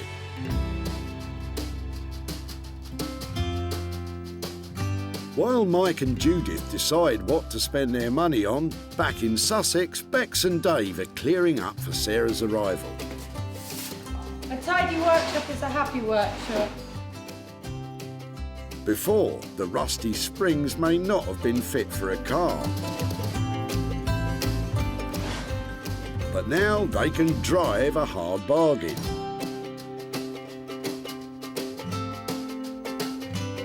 The elegant curve of the overhanging lamp is balanced at the base with polished concrete weighed precisely to keep the structure stable. Bex has added details mirroring the spring's original shape to hold the cable flex onto the frame, and the metal is finished with jade oil to reduce tarnishing. All in all, it's as far away from its original use as you can imagine. I hear Sarah's on her way, so I'm very keen to find out what she thinks of it, so fingers crossed. Well, because we've worked our guts out on this one, we'll probably go, yeah. Yeah. Hello. Hello. Hiya. Hi. How you doing? Where is it then? Oh my word. It's fantastic.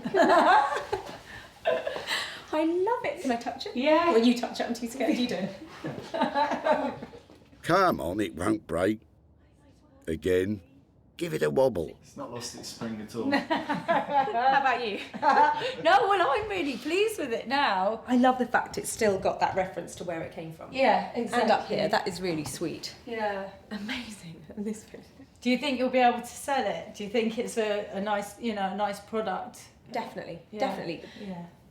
How did we do on budget? Because I think I only left you with 200 quid, but that was before we talked about you finishing it like this. We had to spend £50 extra on the concrete, and then what was the light fittings altogether? Was that about 40? Because it was like an extra £90 on top of that. If that's, 300 quid's worth of cost, I think you've done a great job. Because that scale of lighting and that kind of finish has got to be worth a lot more than that, hasn't it? I get the impression that Bex and Dave will be glad to see the back of this one. Now, all Sarah has to do is find someone to pay more than $290 for it, and she's in the money. That was good. Yeah. Went well. She seemed to like it. Yeah, no, definitely. Well, I'm really glad. No tears. Onwards and upwards, eh? Back at the dump, Sarah sprung into action when she got a look inside Andrew's boot. Have they just come off this then? Yeah. Really? Yeah, that's what keeps the car on the road, basically. Andrew and his car had a special relationship. She's an absolute baby. But he was happy for Sarah to take its old springs and try something. Well, she had thought she'd have a coffee table or something like that, and there's something to bounce about on, I suppose, but... That something became a bespoke standing lamp. Sarah knew that Martin would also be keen on this, and so dropped it off at his London shop. Sarah's back in Stockport to give Andrew the good news. Martin loved the lamp. But how much did he love it? Hiya. Hi. Hiya. Andrew, it's Sarah. Hi there. Hi, Sarah. How are you doing? Not too bad. Come outside and talk to me about your fantastic Jaguar. I could talk about that all day long, unfortunately. Is it your pride and joy? It is, it's absolutely fantastic. So when you came to the tip with your springs and we took them from you, did you then think about anything we might make with them? Not really. I'd assume you could make a small table or something like that. I have a great designer that I've worked with before called Bex Simon. We had a quick chat about the design and what we might be able to make out of them, and we actually came up with the idea of making a large lamp, a really high-end interior design piece. I think it's amazing. I must admit, I'm gobsmacked. I really am. It's brilliant. We gave them £290 to convert that from your spring, and we've actually sold it. Right. So we sold it for £450. Wow. Which means I have £160 to give to you. Thank you. Wow. That's not bad. bad for now, is it? So have you got any ideas about what you might spend 160 quid on? I'm going to take the family out for a meal. Lovely. That's so nice. £290 was spent on work and materials, transforming the springs to a standing lamp. It sold for £450, meaning Andrew is cruising off with the £160 profit. Every item saved from the tip has turned a profit. From the paint-spattered ladders, now a terrific transforming chair, to the old car suspension springs, reworked as a stunning contemporary lamp. And silverplating the Monopoly pieces was a chance worth taking. It is such a good feeling. There's all that rummaging and then the designing and the selling, but the icing on the cake is the look on people's faces when you hand them over money for nothing.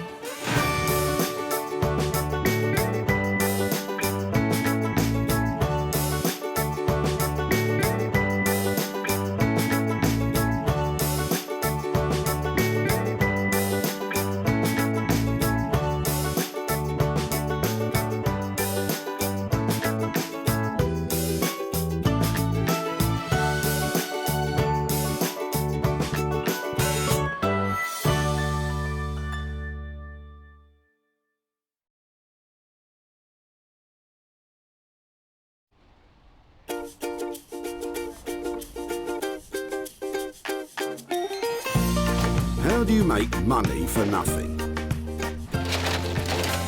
The answer could be hiding in the 20 million tonnes of household waste we throw out every year. Sorry to bother you, before you throw that away, is there any chance I can have a quick chat to you about it? Sure. That's why entrepreneur Sarah Moore wants to get her hands on things before they hit the skip. I am a passionate buyer, maker and user of old stuff, and I've turned that passion into a money-making business. I turn old stuff into new stuff and sell it for a profit. Sarah's ready to sift through as many boots and bin bags as she needs to. Look at that absolute box of joy. These are just fantastic. In her search for tip treasure. We've got to be able to make something out of that, haven't we? And with some of the country's elite designers and makers. I've got a little something for you. Yeah, I thought you might. Oh, this is a hard one. She can transform her finds into desirable. Oh my word. Beautiful. Valuable. Cha-ching.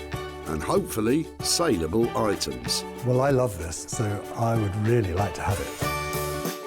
If Sarah is successful, then she can hand the profits back to the very people who had no idea there was cash to be made from their trash. That is incredible, isn't it?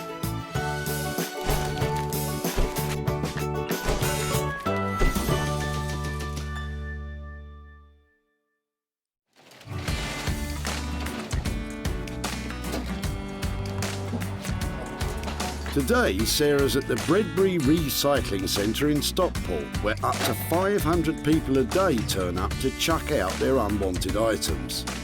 That is, if Sarah doesn't intercept them first. It's really embarrassing to be in court looking in people's cars all the time. I've got to do it because they might have something good in it. Remember, Sarah's got special permission to rummage about today, so don't go pestering people at your local dump or you could be the one getting thrown out. All right? Would it be okay to have a look through your rubbish? Would you mind? Is that... Really? Yeah, sure. Sarah's searching for 3 pieces, which once reworked and sold, will hopefully produce a payout for the people dumping them. You look like you're having a good clear out. Oh, wow. Sarah always has high hopes. I get really excited. Every time somebody pulls up, I think, it might be a Rembrandt. Don't think there's going to be a Rembrandt in there, I've checked. But you never know. And it's clear people have cottoned on to what she's up to. She's a rubbish burglar. Yes.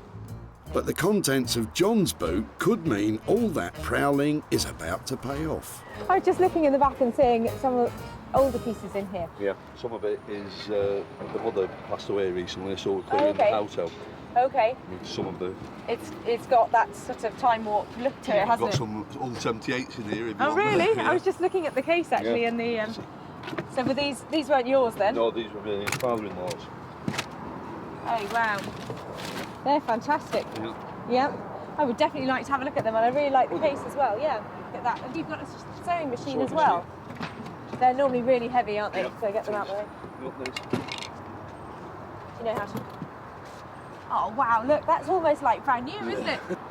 Wow! Look at, I absolutely love that. Look at that badge and stuff on there. There's something about that that's just so appealing. I think the little badges and all the bits of it. We'll make it like that now, do they? I haven't got anything else hidden in the trunk. No other old stuff. I don't think so. All right, Sarah, don't get greedy. We're just clearing, mainly from my house, out of my shed, which I'm clearing out for a new shed. But the sewing machine looks as though it's never been used. And as Sarah pays homage to the humble sewing machine, Oh look, it's even got its own instruction manual. John keeps unpacking his trunk and brings her something with even more potential. My word! Forgot I brought this. That's amazing. So original Bakelite. Yes. Whose was that? I used to be on the removals. Okay. Somebody gave it me about 30 years ago. That is the most fabulous thing I've Yeah. seen here. I absolutely love it. Apparently, if they're working, they're worth about £150, but it's got a bit messy, so I couldn't be bothered. I'm going to turn this into something fabulous. I tell you, this is so exciting. Bakelite is an early type of plastic, and radios like John's are collectible pieces of social history from a time when the radio was the focal point of the home. I love it. You've made my day. That is tip gold. That's right. Thank you so much. It's brilliant. See, bye. So, John's radio trumps the sewing machine and the old 78 to become Sarah's first item. She's got someone in mind who's sure to take it from the pits to the Ritz and make some money for John. Trot on Mark Phillips, also known as Horse. Electronic superbrain Horse was chief engineer for a world-renowned audio recording company for over a decade. He's now taken his love for restoring vintage sound equipment and made it into a business. I enjoy refurbishing vintage equipment. It's always a shame to see stuff like that go to waste. I think it's great giving a second life to something that would have essentially just been smashed up, thrown in the rubbish. So yeah, it's definitely a job and a passion. Something tells me Horse is in for a treat with John's Bakelite radio. So it's one item saved from the skip and two more to find.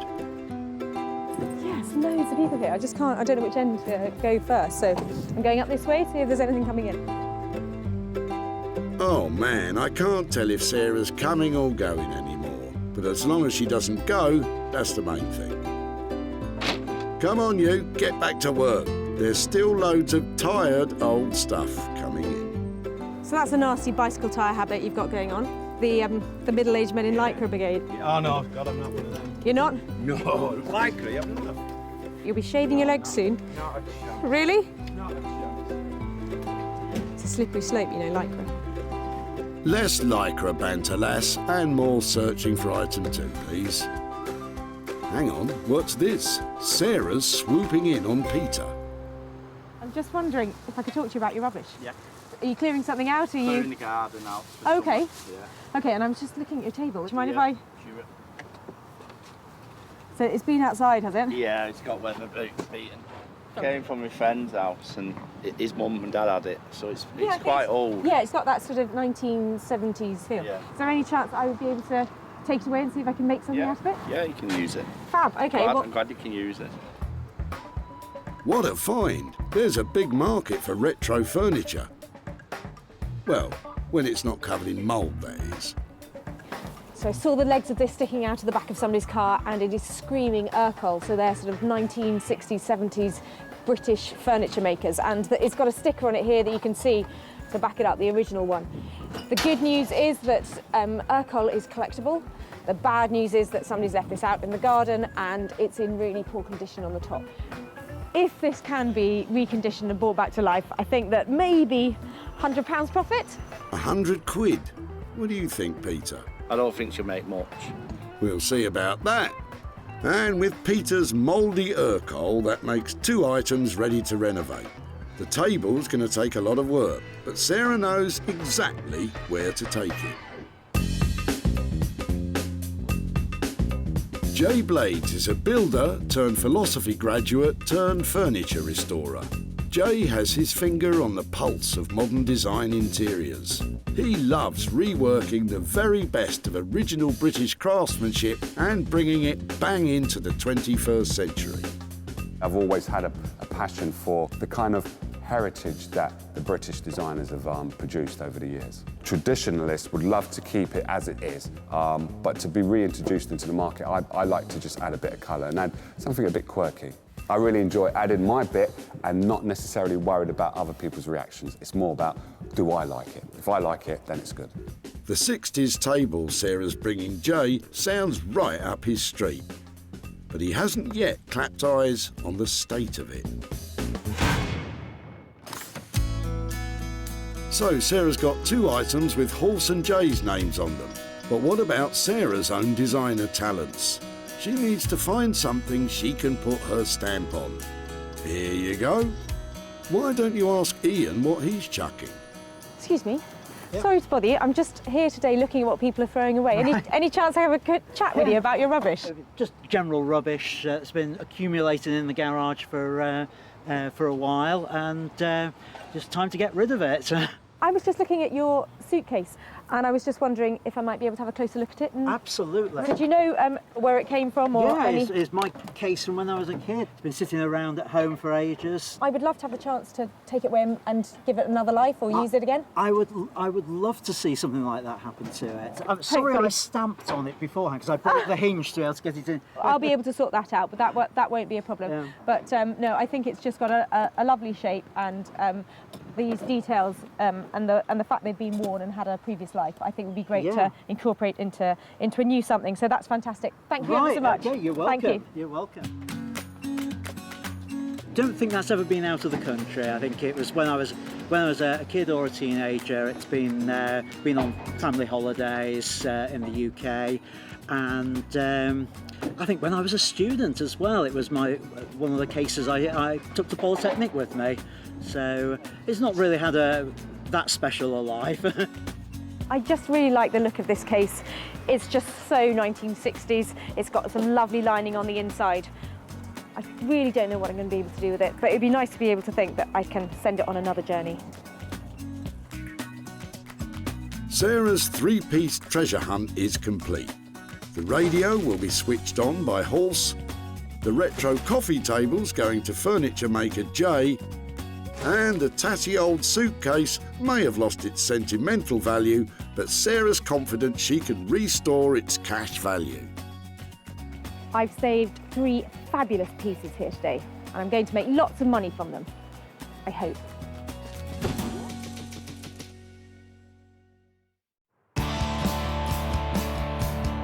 Sarah's next stop is Manchester, where the cultural scene is buzzing with a task force of talented designers and artists.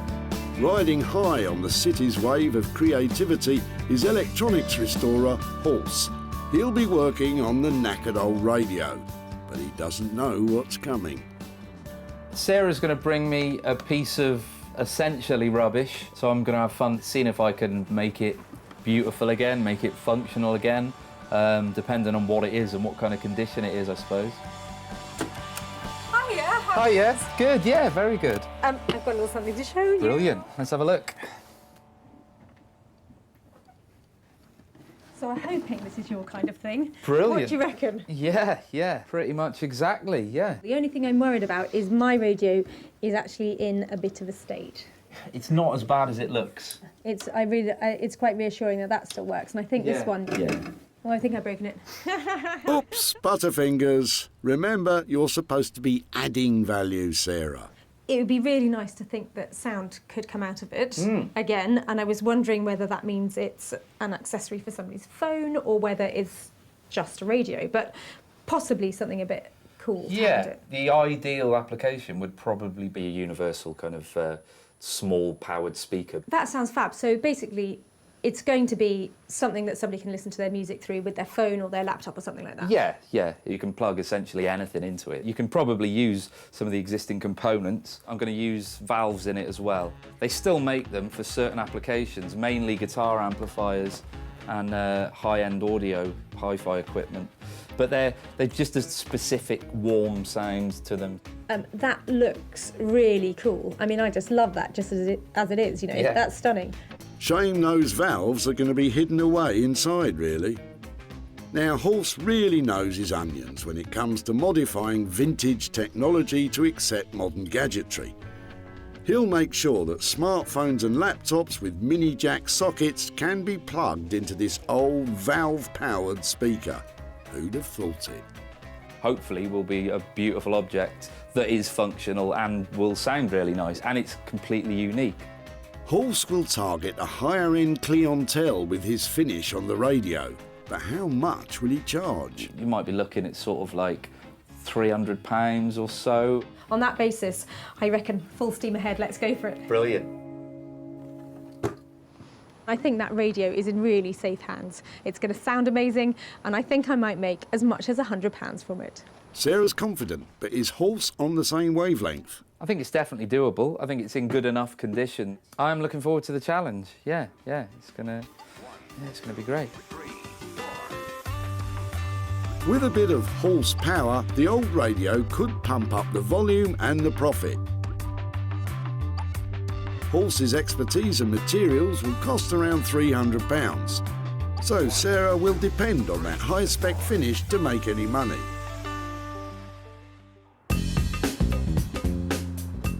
Sarah's next stop is within the metropolitan borough of the West Midlands, Wolverhampton. And tucked away in the disused Bury Street factories is woodwork wizard Jay. Sarah's about to surprise him with the mouldy Urkel table, but it just might be too weather-beaten for Jay to work with. All I know is she's got something from the tip that someone was throwing away, and then she wants me to be able to turn it into something that's going to make money. Could be anything with Sarah, but hopefully she'll bring me something that isn't chipboard. Real wood is what I'm after. Hi, Jay. Hi, how you doing? Yeah, I'm doing really well. How are things? Very good, very good. What have you got today? Oh, wow, table. This is the good side. This is the good side, okay. This is the not so good side. Wow.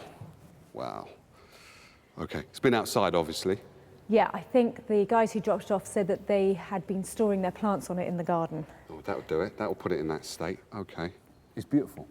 Even though it's in the state that it's in, I really like it. I really do like it. I've seen many Urkel tables, but I've never seen one with this kind of round, oblong kind of shape to it.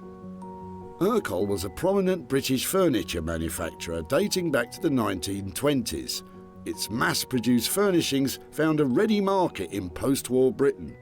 But now, vintage enthusiasts will pay through the nose for well-preserved pieces. Alas, this one's on its last legs. The only bit I'm concerned about is here, where the plant pot has been down there for quite a while. But if you bear with me 2 minutes, I'll just get this machine on. I love a machine. Everybody has better toys than I do. Everywhere I go, everybody has got these really cool things. I end up doing everything by hand, takes me ages.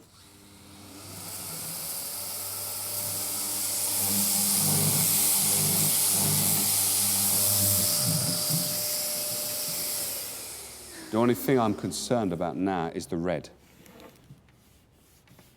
Oh dear. Worst case scenario is that we rub it down and then that stain has gone straight through to the piece of furniture. Then what we will more than likely have to do is, I would say, paint it, because no one will want that kind of colour. So ideally we'd like to have a surface on the top that is blonde and beautiful, but the chances are we might have to paint it. Yes, yeah. Okay, I'm happy with that. What we probably need to think about is, you know, what kind of money do you think we'd sell it for, and is it worth taking it on? I could charge 75 to 100. It depends on what is being done. That's definitely a deal. Okay, You cool. always talk my kind of money, Jay. I love doing deals with you. You look like you've got your work cut out. I'll leave you to it. All right, Take care. Jay absolutely loves Urkel, and I think whatever he does to the top or the legs, it's going to look fantastic. I'm just excited to be working on Urkel. This is something that someone was going to throw away, totally discarded it, put it in the garden, put some plant pots on it, and allowed the weather to do what it's doing, and the table never gave up. It never gave up on life. So all I can do is just make it look not as great as Urkel did back in the 1950s, or 1960s, I should say, but make it look as good as I can make it look. Jay can always make Sarah smile when it comes to money. 75 to 100 quid? What could go wrong?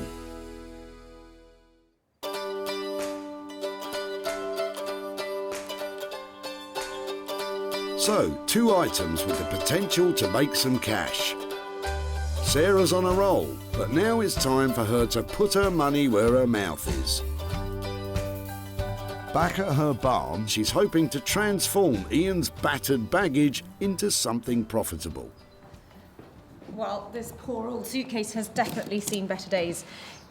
It's in a right state. It's been taped up. It's never going to have been a valuable object, and it is certainly not worth much at the moment. But I'm hoping that I can make it look just beautiful.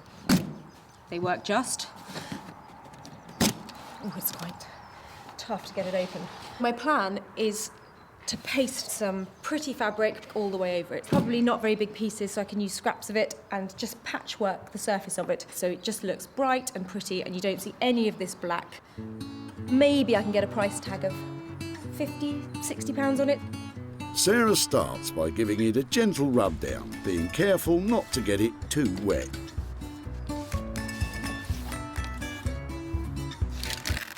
Oh dear, that didn't sound good. I'm loath to take the paper out. Once I take the paper out, I've got a world more work. But I think I might just have to take out the loose bits.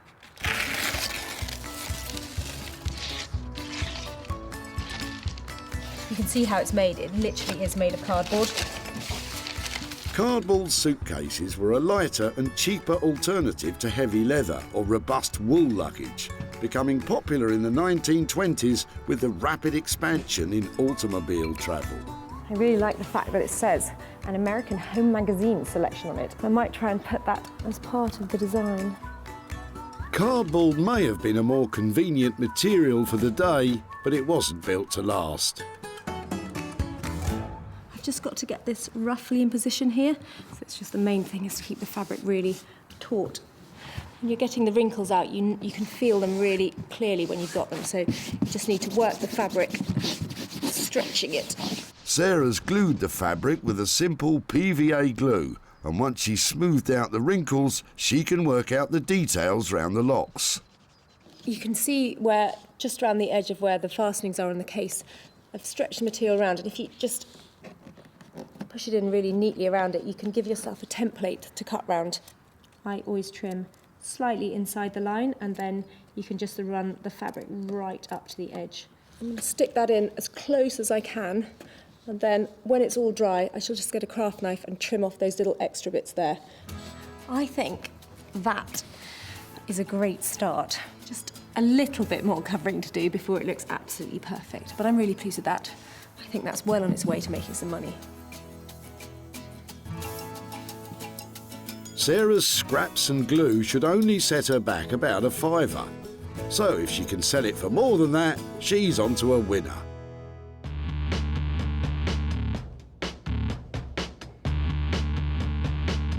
At Horse's workshop in Manchester, some electronic surgery is about to be performed on the old radio. Look away if you're squeamish. So to start with, I'm going to dismantle it, and then I'll just put in a very simple circuit with some new valves. I've got to put in a new mains transformer because it was potentially lethal.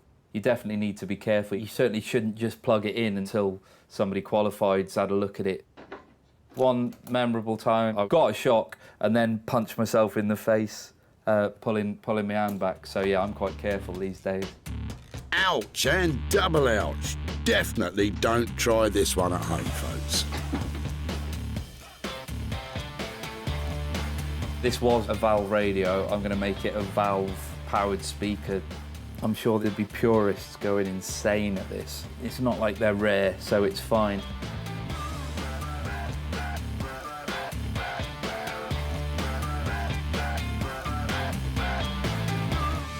This is just the chassis. So what we need to do with this is clean it up and then put the bits back in that I'm going to be using, and then start building the circuit around that. The case needs some serious cosmetic work too, and that's Halsey's biggest challenge. What you can do is use what's called wet and dry paper, which is an abrasive, bit like sandpaper. You can start off with quite a coarse grit, and then you move to a finer grade and kind of keep doing this. It can be quite rewarding because it's quite nice to get the scratches out, but yeah, it can be pretty laborious, especially when they're as scratched as this one. It's lost its sheen a little, so I use this special Bakelite polishing paste, and this sort of takes a thin layer off and buffs it up to a nice shine. If Halse can get the balance of shiny, new, usable, traditional, old object right and up the value to over £300, this radio is on course to make a tidy profit. It's nice to have a finished product that actually sounds good and is usable and means that you can kind of have such a nice looking object that's useful again. All's tickety-boo in Manchester then. Back in Wolverhampton, Jay is sanding down the Urquell tabletop to determine if the stains can be removed so he can keep the natural colour of the wood.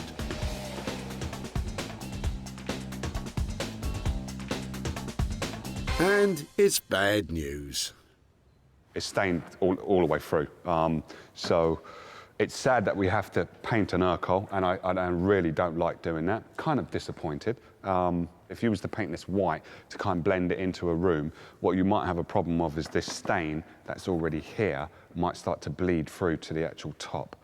So getting the red and the green out and also the black is virtually impossible because I don't know what that red is. It could be wine, it could be anything, but if we put a good primer on this, it should be okay. The legs are going to be the wood colour, but once I've sanded down the problem legs that have the stain, then I'll be able to tell if we can keep the legs as neutral as possible. I have to sand all of this. I have to especially sand that leg. That's one of the main, because that also is determining what the design is going to be like in the end. So the top didn't pass the test. If Jay can't sand the stains out of the ends of the legs, they too will be destined for a paint job. So, Jay, what's the verdict? It's very rare you catch me doing this, but I think it's going to have to all be painted. What a shame. We could do light blue on top, black legs, and light blue underneath.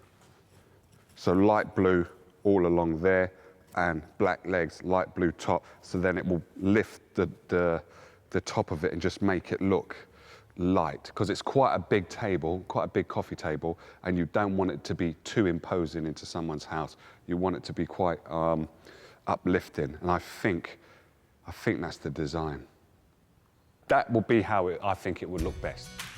Well, it's a shame to cover up that lovely wood, but if it can still be sold for more than £100, then he can paint polka dots on it for all I care.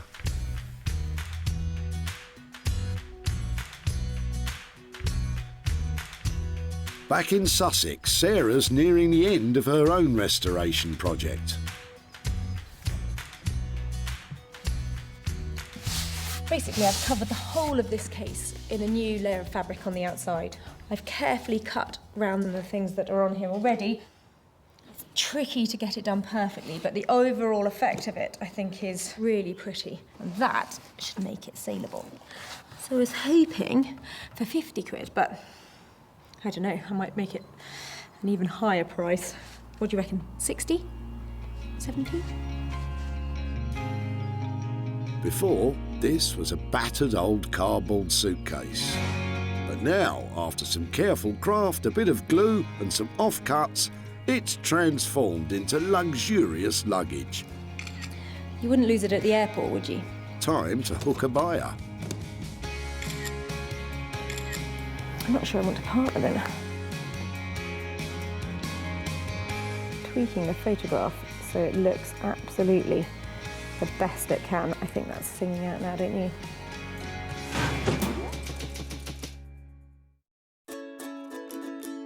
Sarah's success is measured in sales, and she always seeks out the best ways to maximise profits, hosting her own clothing and furniture sales in her barn. Just sold the sofa. Advertising and selling online, or selling directly to specialist shops. With opportunities galore in the things we throw out, Sarah's always looking to make money for nothing. So, Ian's old suitcase has been on one heck of a journey. I was just looking at your suitcase. Picked up by Sarah just as it was sailing over the edge of the tip. I shall cherish it and make something amazing out of it. Yeah, I'm sorry I stamped on it beforehand because I broke the hinge to be able to get it in. And transformed into something saleable. Now, Sarah's back in Stockport to show Ian what she's done to the case and to hand over the cash. That is, if it's sold. Hi there. Hi, Ian. Hey. How are you? Nice to meet you again. Yeah, nice to see you. It's much nicer than where we last met, isn't it? Yes, indeed, indeed. Well, since we last met, and I took your case, and it actually turned out to be a project that I worked on, and I had a lot of fun with it. Am I right in thinking that it was just yours? It had one careful owner? Well, I don't know about careful, but one owner, yes. Lovely. Well, in the end, I actually made it look like that. Wow. I used lots of scraps of fabric that I had left over from other projects and pasted it all over. I think that's amazing. It had a very battered cover to it, so I was wondering what you were going to do with that. I'm actually quite pleased that you've made it into a case, so it can still be used as a case. I shared it online and there was quite a lot of interest in it. Wonderful. Because it only cost £5 to renovate, there was a bit of profit from it. Right. I sold it to somebody who has a vintage shop who wants to use it as a display piece for her window. Oh, wonderful. And it turns out that in the end, she paid £85 for it. Oh, that's amazing. So, Ian, for you, £80 for your old suitcase. That is incredible. Thank you very much. It was going to be thrown away as far as I was concerned. So thank you very much. Sarah sold the suitcase online for 85 quid. Take off a fiver for materials and Ian's walking away £80 richer. But what are his plans for the money? I think really to me it's all about memories. The case is an old case and memories of holidays with it. So I think I'd like the money to go to a society that deals with memories, something like one of the Alzheimer's related charities.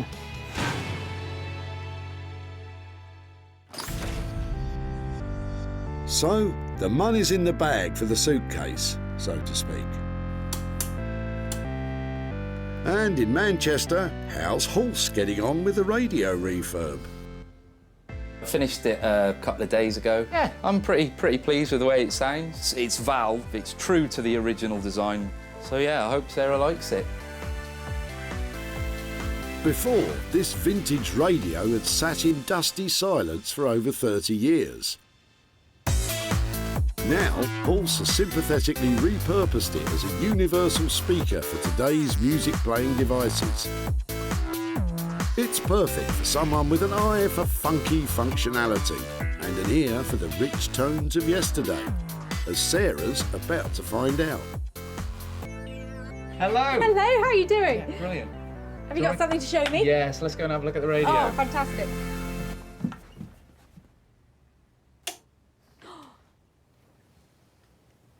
Does it work? It does, you just have to wait for it to warm up. Ah, Brahms. Piano Concerto No. 2 in B flat. I've never heard it sound quite so good. It's amazing. And it lights up. No, everything about this, the wood effect and the gold and the lights and everything, I am blown away. And the sound quality, it is markedly different from modern speakers, isn't it? Yeah, definitely, yeah. How do I make it work? So this is just a standard common or garden mini jack connection, and that you can plug anything with an auxiliary output or any line output. Talking technical now. I think you mean smartphone. Do you mean smartphone I do, thingy? smartphone thingy. exactly. Yeah, okay. It's kind of up to the spec of a brand new product, basically. I love everything about it. I think it looks fantastic. Sarah's gone all warm and fuzzy. But stay put, because Horse has added a surprise feature. I also put a 1/4-inch jack connection, and it means that you can plug a guitar into it, basically. So it's an amp as well? Yeah. The way that you make it, it's sort of silly not to, really. Come on then, let's hear it.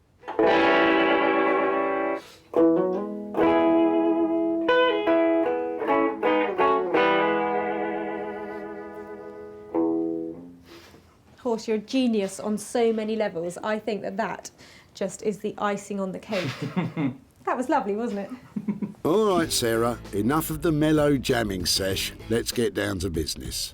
Horse came in on budget at £300. Now, Sarah needs to get selling. Right, so all I need is some of your excellent music connections and a nice buyer, and then everything will be perfect. I am seriously impressed with what Horse has managed to do with this radio. I mean, it was in a really bad state, and now you can play your music through it, you can play your guitar through it, and I think I'm going to make some money out of it. I think she was generally quite chuffed with it. I think the addition of the guitar amp was a last-minute bonus. So yeah, no, I'm pleased. I'm glad she really likes it. This vintage radio was nearly dumped at the tip. If they're working, they're worth about £150, but I couldn't be bothered. John was happy for Sarah to take it away for nothing. And with the expert attention of electronics engineer Horse, hopefully will be a beautiful object that is functional and will sound really nice. It was turned into a glorious custom-made speaker with a contemporary twist. And when Nick from online retro furniture store Smithers of Stamford took a look and a listen, he bought it. I hope to do some more business with you soon. Thank you. Take care. Bye. And now Sarah's back in Stockport to show John the radio's transformation and hopefully hand over some cash.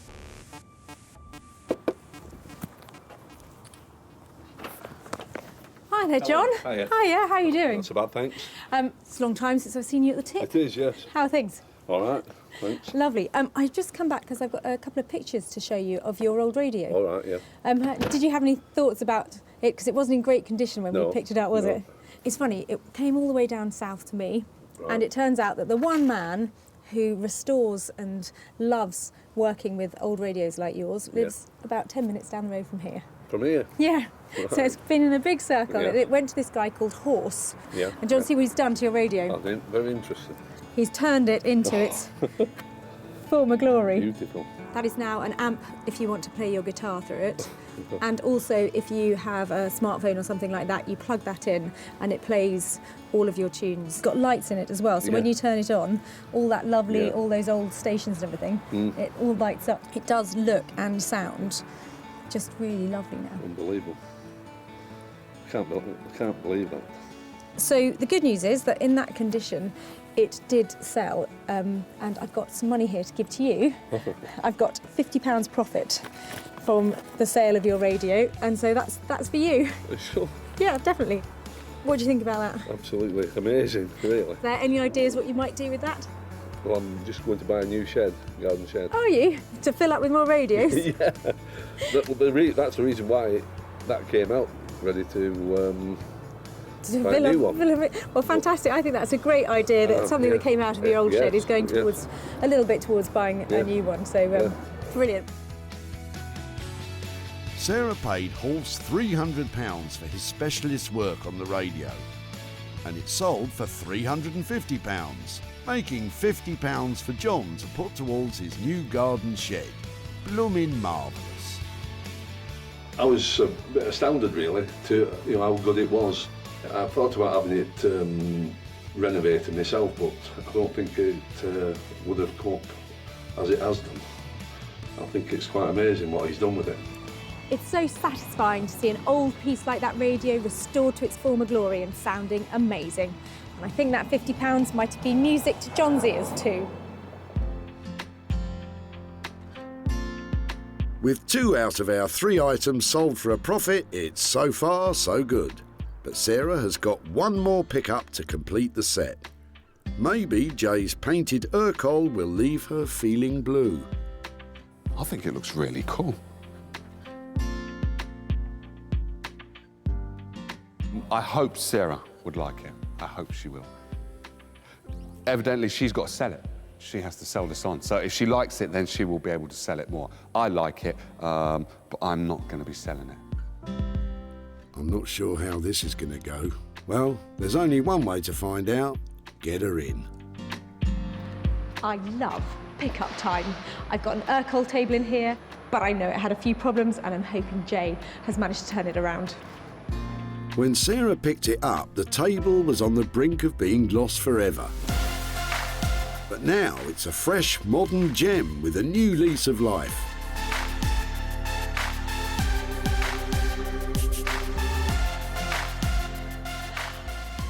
Oh my word, look at that! You like? I love it. What a relief.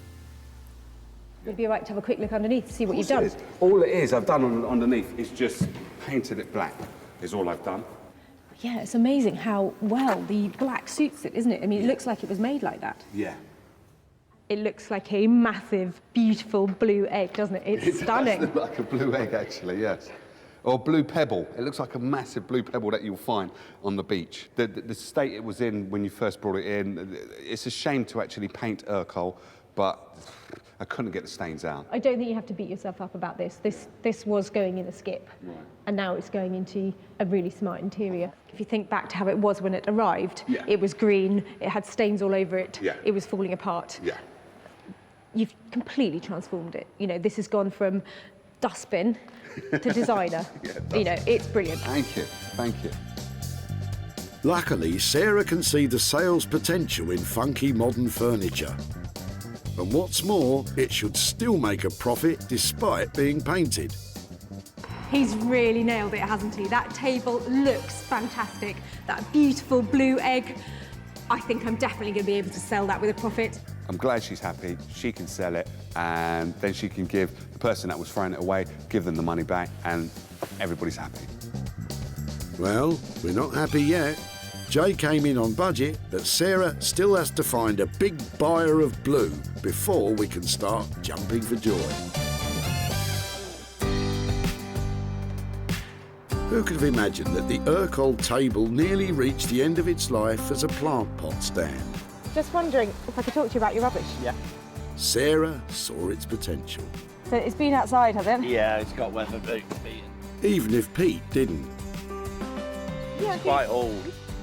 But with the magic touch of Jay Blades, it was transformed into a blue beauty.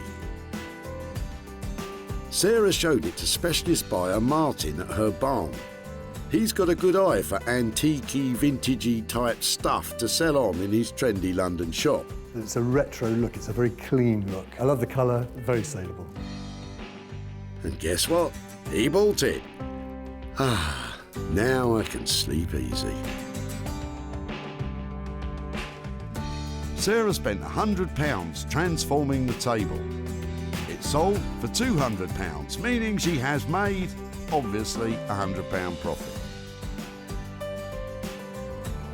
So the good news is that the Urkel table sold with £100 worth of profit. But the bad news is I haven't been able to make contact with Peter again and time has run out. So this money is going to go to children in need. Give that girl a gold star, because Sarah's made a profit on everything she saved at the tip. The cardboard suitcase came up lovely and rosy. The vintage radios brought old school and modern technology into harmony. And the retro Urkel table is now cool, blue and contemporary. there were 3 things that were saved from the skip that would have been lost forever. And who knows, maybe next time you're at the tip, I could be taking your rubbish and turning it into money.